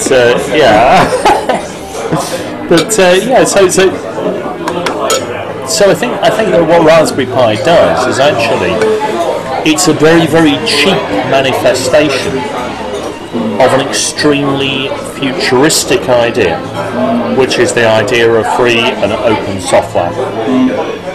And for me, it is simply a platform, a very, very cheap platform indeed, by which you as an individual can start to co-opt the power of the network for yourself, for your own purposes. Now that's an extremely powerful idea. And the idea that it's a platform that you can own is critical. Now, there's a lot of talk at the moment about platforms. There's an idea that Facebook is a platform, or Twitter is a platform, or a website of the cloud. Any one particular type of cloud is a platform for doing things. And the critical thing is those platforms are not owned by you, the user. Whereas, of course, once you've got your hands on a piece of technology, where you've actually, particularly when that technology is an open technology, which Raspberry Pi is, I mean, technically speaking, it's about 99% open. There's a single specialist Broadcom chip within it that isn't fully open. But it's in the main got a great deal of openness about it, and so you can actually own that, and that means that you can start to co-opt it for your own purposes. That, I think, is a really futuristic concept. Yeah, I agree. And things like sticking a computer to your glasses feels like less of a futuristic concept, even though it's now being turned into a product, and so it's become a new idea again. But it seems to me that there is a key difference, which is if you stick a computer to your glasses, who's running the computer? That's the key question. Well, if you check the contract, exactly, and that's the point. Yeah. Is that with a particular type of well-known product, it's not, you are not the operator. But we should mention the fact that we're relying on Google services for this very stream. It's not absolutely. Really, and the internet is now reconfiguring itself around losing the kind of neutrality which allows anyone to stream things to certain companies being allowed to stream things.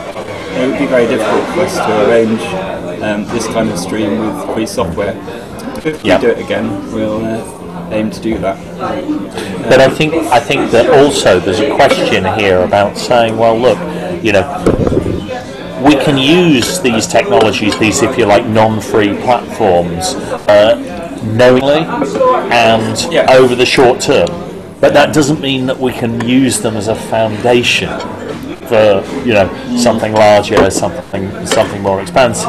Yeah. So it's just being knowledgeable about that stuff and being able to evaluate, I think, is really important. And I mean, similarly, for a very long time, Access Space resisted Facebook. We said, well, we feel that it's an invisibly curated space where there is perhaps not a kind of censorship, although visible curation of what you see, and we felt that was problematic. At the same time, it's a practical way for us to get in touch with people. I mean, what happened actually was that one of our participants set up a Facebook page for us, thinking that it was a good thing to do, and feeling sorry for us that we hadn't got it. And I have to say that we do use it a lot for promotion, but as James pointed out earlier, we do it knowingly, we do it understanding what's happening here. And in fact, there's been some kind of very interesting stuff coming out recently about experiments with people's psychology, and it's kind of like, well, if Facebook is manipulating what you see to try and find out what you will do as a matter of research, then that's not really a very good thing, because actually, we just want to use it straightforward information diffusion, if you like. And but I guess there are pros and cons with using proprietary kind of like platforms. So one has to take the rough with the smooth with them. It's never going to be ideal. So yeah, I think increasingly it's getting very hard to promote anything through Facebook without paying the money. I think the technicality of what you're talking about there is what's called organic search results. Yeah. And the idea that somehow, organic information is going to no longer be, available, will be drowned out by promoted information. But at the same time, one of the things that Access Space, I think, demonstrates is that we can create our own networks. We don't have to rely on simply what's provided, as long as we've got a sufficient technical grasp of what these technologies are, of how these protocols work and how this software works. And in those particular cases, we can use things that are, commercially available while they're useful, and we can build alternatives when, that usefulness comes to an end. Right, so maybe we should change tack and talk about what's next after this Digithon. Earlier on at the site gallery, you mentioned that there's a workshop with them. That'll be the Atari Punk Console workshop, where I am actually building, as we speak, an Atari Punk Console. Well, not maybe as we speak, but in the times when I'm not actually visible on the Digithon stream, I've been building an Atari Punk Console, and maybe later in the day can be a small test performance. You never know. I'm not guaranteeing that; it might all go wrong. But that's a very nice little piece of technology that you can build yourself absolutely from the ground up. So that'll be a fun workshop. Okay. Well, we're kind of finishing off our food. At some point, we're going to switch back to Access Space itself for the next thing, which we think is performance. Yeah. By John Mosley, I think. John Mosley. So I think he's waiting ready there. So I'll just nip back and see if he's okay. Okay, great stuff. Yeah. Get things We'll done. have a bit more of a chat while I finish my shits. I hope that you'll be able to hear this all right, because we haven't been able to do a sound check. I haven't heard any complaints, so hopefully that's fine. Oh, Jake's back again. He's taking his umbrella. I think we're suffering from the rain. Yeah, I was going to say, yeah. So, I mean, Alex, going back to the question of things that are happening next, I don't know whether you'd know about the Create, Make, Sell workshops which are going on in the space. No, I don't actually. Well, they're a great deal of fun. This is 3 months of workshops for local people who are unemployed.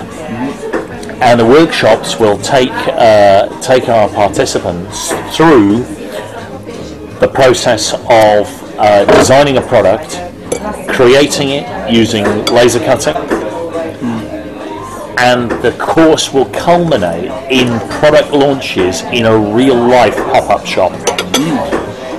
So that we're getting people directly from kind of idea through to market, and then saying, well, after that, we're making relationships with organisations like Folksy that enable these products to be sold online as well. Now, I'm very excited by this because I think that it's got huge potential for enterprise incubation. Even if 1 in 20 is successful, that's an amazing potential for creating new enterprises that are making things, and it suggests whole new streams of income for artists, designers, and so on that just simply haven't been there before. Thanks to this kind of rapid prototyping technologies, there's this kind of possibility out there. And we've got to give people the opportunity. We've got to give people access to tools so they can give it a go. And that's what Make, Create, and Sell is all about. And we're very much hoping that we can get more cycles of this going as well. And are these free workshops? Well, basically, it's like the students that are on the workshops have been selected. They've had to apply to be eligible. People have to be unemployed, and they've been funded workshops in collaboration with an organisation we're working with, Alfie. Anywhere, anyhow, learning for you. And our participants will end up not only with a product on wow, so that's a real result there. It seems to me though But one of the advantages that Access Space has as a model is the idea that we can start delivering this sort of activity as soon as it becomes technically feasible. You know, 6 months after it's become technically feasible, we're delivering those workshops. Whereas perhaps larger institutions may take a significantly longer time to engage with emerging possibilities. Yeah, I can speak to that. Once I've finished sorry about that. Yeah, so I'm part of a scene called Top Clap, which is a live coding organisation. And around 2003, we came up with this idea of live coding, which is using programming languages creatively live in social situations and things. And I think within a year, Access Space was hosting the first live coding festival, and we had about 20 people from around the world, as far as Australia, come to Access Space and explore new possibilities. And from that meeting, Top Clap has grown to quite a well-known thing. A lot of people know about live coding. It's had impacts across industry, in the creative arts. Live coding is almost always mentioned in any conference call related to music technology, and so I think that kind of that approach to being able to see a possibility and just do it from a small institution like Access Space means that they can do a lot more than a large one can in making possibilities into something with real international impact. Sure, and this I think is about experimentation. There are all sorts of things that are tried at Access Space that don't work, and I think that can be incredibly useful as well. But it seems to me that a key is to have a context in which you can give stuff a go, and that attempt is dirt cheap. And it's as simple as that, really. Yeah. Now, if you think about the kinds of budgets that some industries have invested in technologies that have turned out to be non-starters, you'll realise that this kind of come and have a go methodology it's simply more efficient. Yeah. On orders of magnitude. And great.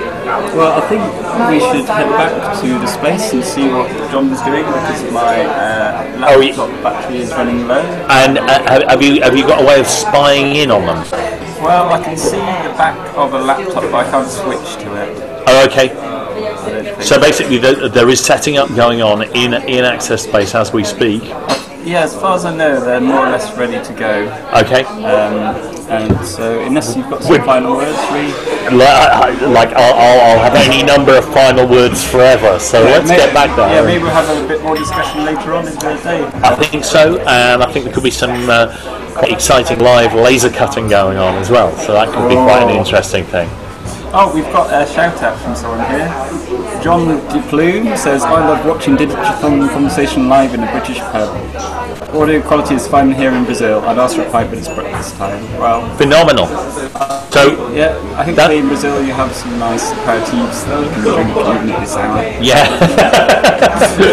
And I mean, I guess, it's kind of nice that because, Access Space has had some quite significant impacts in Brazil. Of course, and so it's kind of nice. I've got a little bit of battery left if you just want to spend a minute.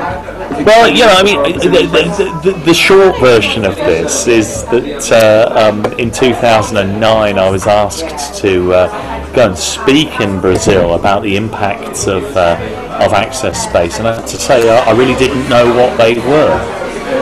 But obviously I'm not going to turn down some kind of fantastic international invitation to go and speak. So I went over there and discovered that researchers who had visited Access Space in 2003 had gone back to Brazil and had replicated what we do there. 97 times, which totally blew me away. And we've been trying to replicate what happens at Access Space in other cities in the UK with much, much less success.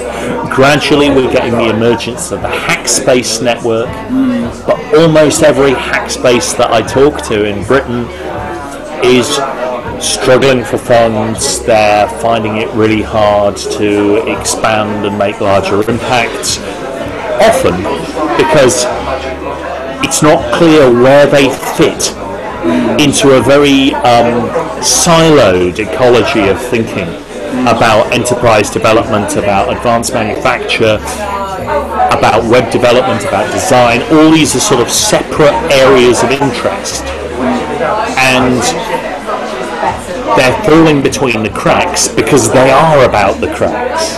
They are about the connections. And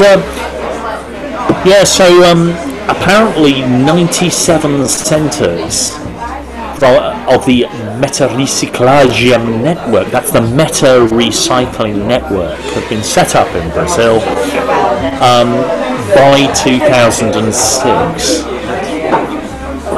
After that network started to advise the Brazilian government about its digital strategy. And subsequently, the Brazilian government set up 600 pontos de cultura, or culture points, that are approximately based on that model, that are informed by that model. It's very much about do it yourself, have fun with technology, experiment, use any old technology, it can be as dirt cheap as you like, but get involved in the nitty-gritty. And I wonder why it is that Brazil has managed to take these kind of ideas and run with them in a way that Britain hasn't. So now we're in the state where we're looking to replicate something that's replicated back to space in another country. Well, I mean, this is the thing, is that we gain inquiries from all sorts of partner organisations or potential organisations across the world. And particularly, the areas that seem to be most interested are areas that you wouldn't really define as the developed world, and you wouldn't quite define as the third world. You know, these kind of intermediate or transitional places like India, places like Brazil, places like Russia and China, sort of, wait a moment, aren't they desperately important places? And what they're starting to value is the idea, get involved with technology and the nitty-gritty of technology any old how. Don't necessarily do it in the best practice, most efficient, latest way. Just do it any old how, but get people involved. I think it's a great place to end this conversation, which I think will actually continue later on. Cool. Back in Space. As far as the Wi-Fi manages to do it, I'll take you on a tour of the pad, as our Brazilian friends seem to be interested in having a look round, and then we'll head back towards Access Space.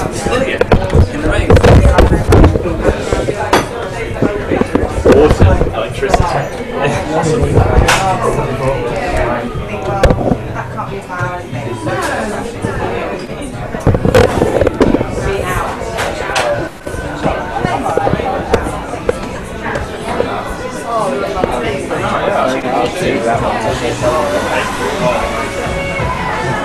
Right. Okay.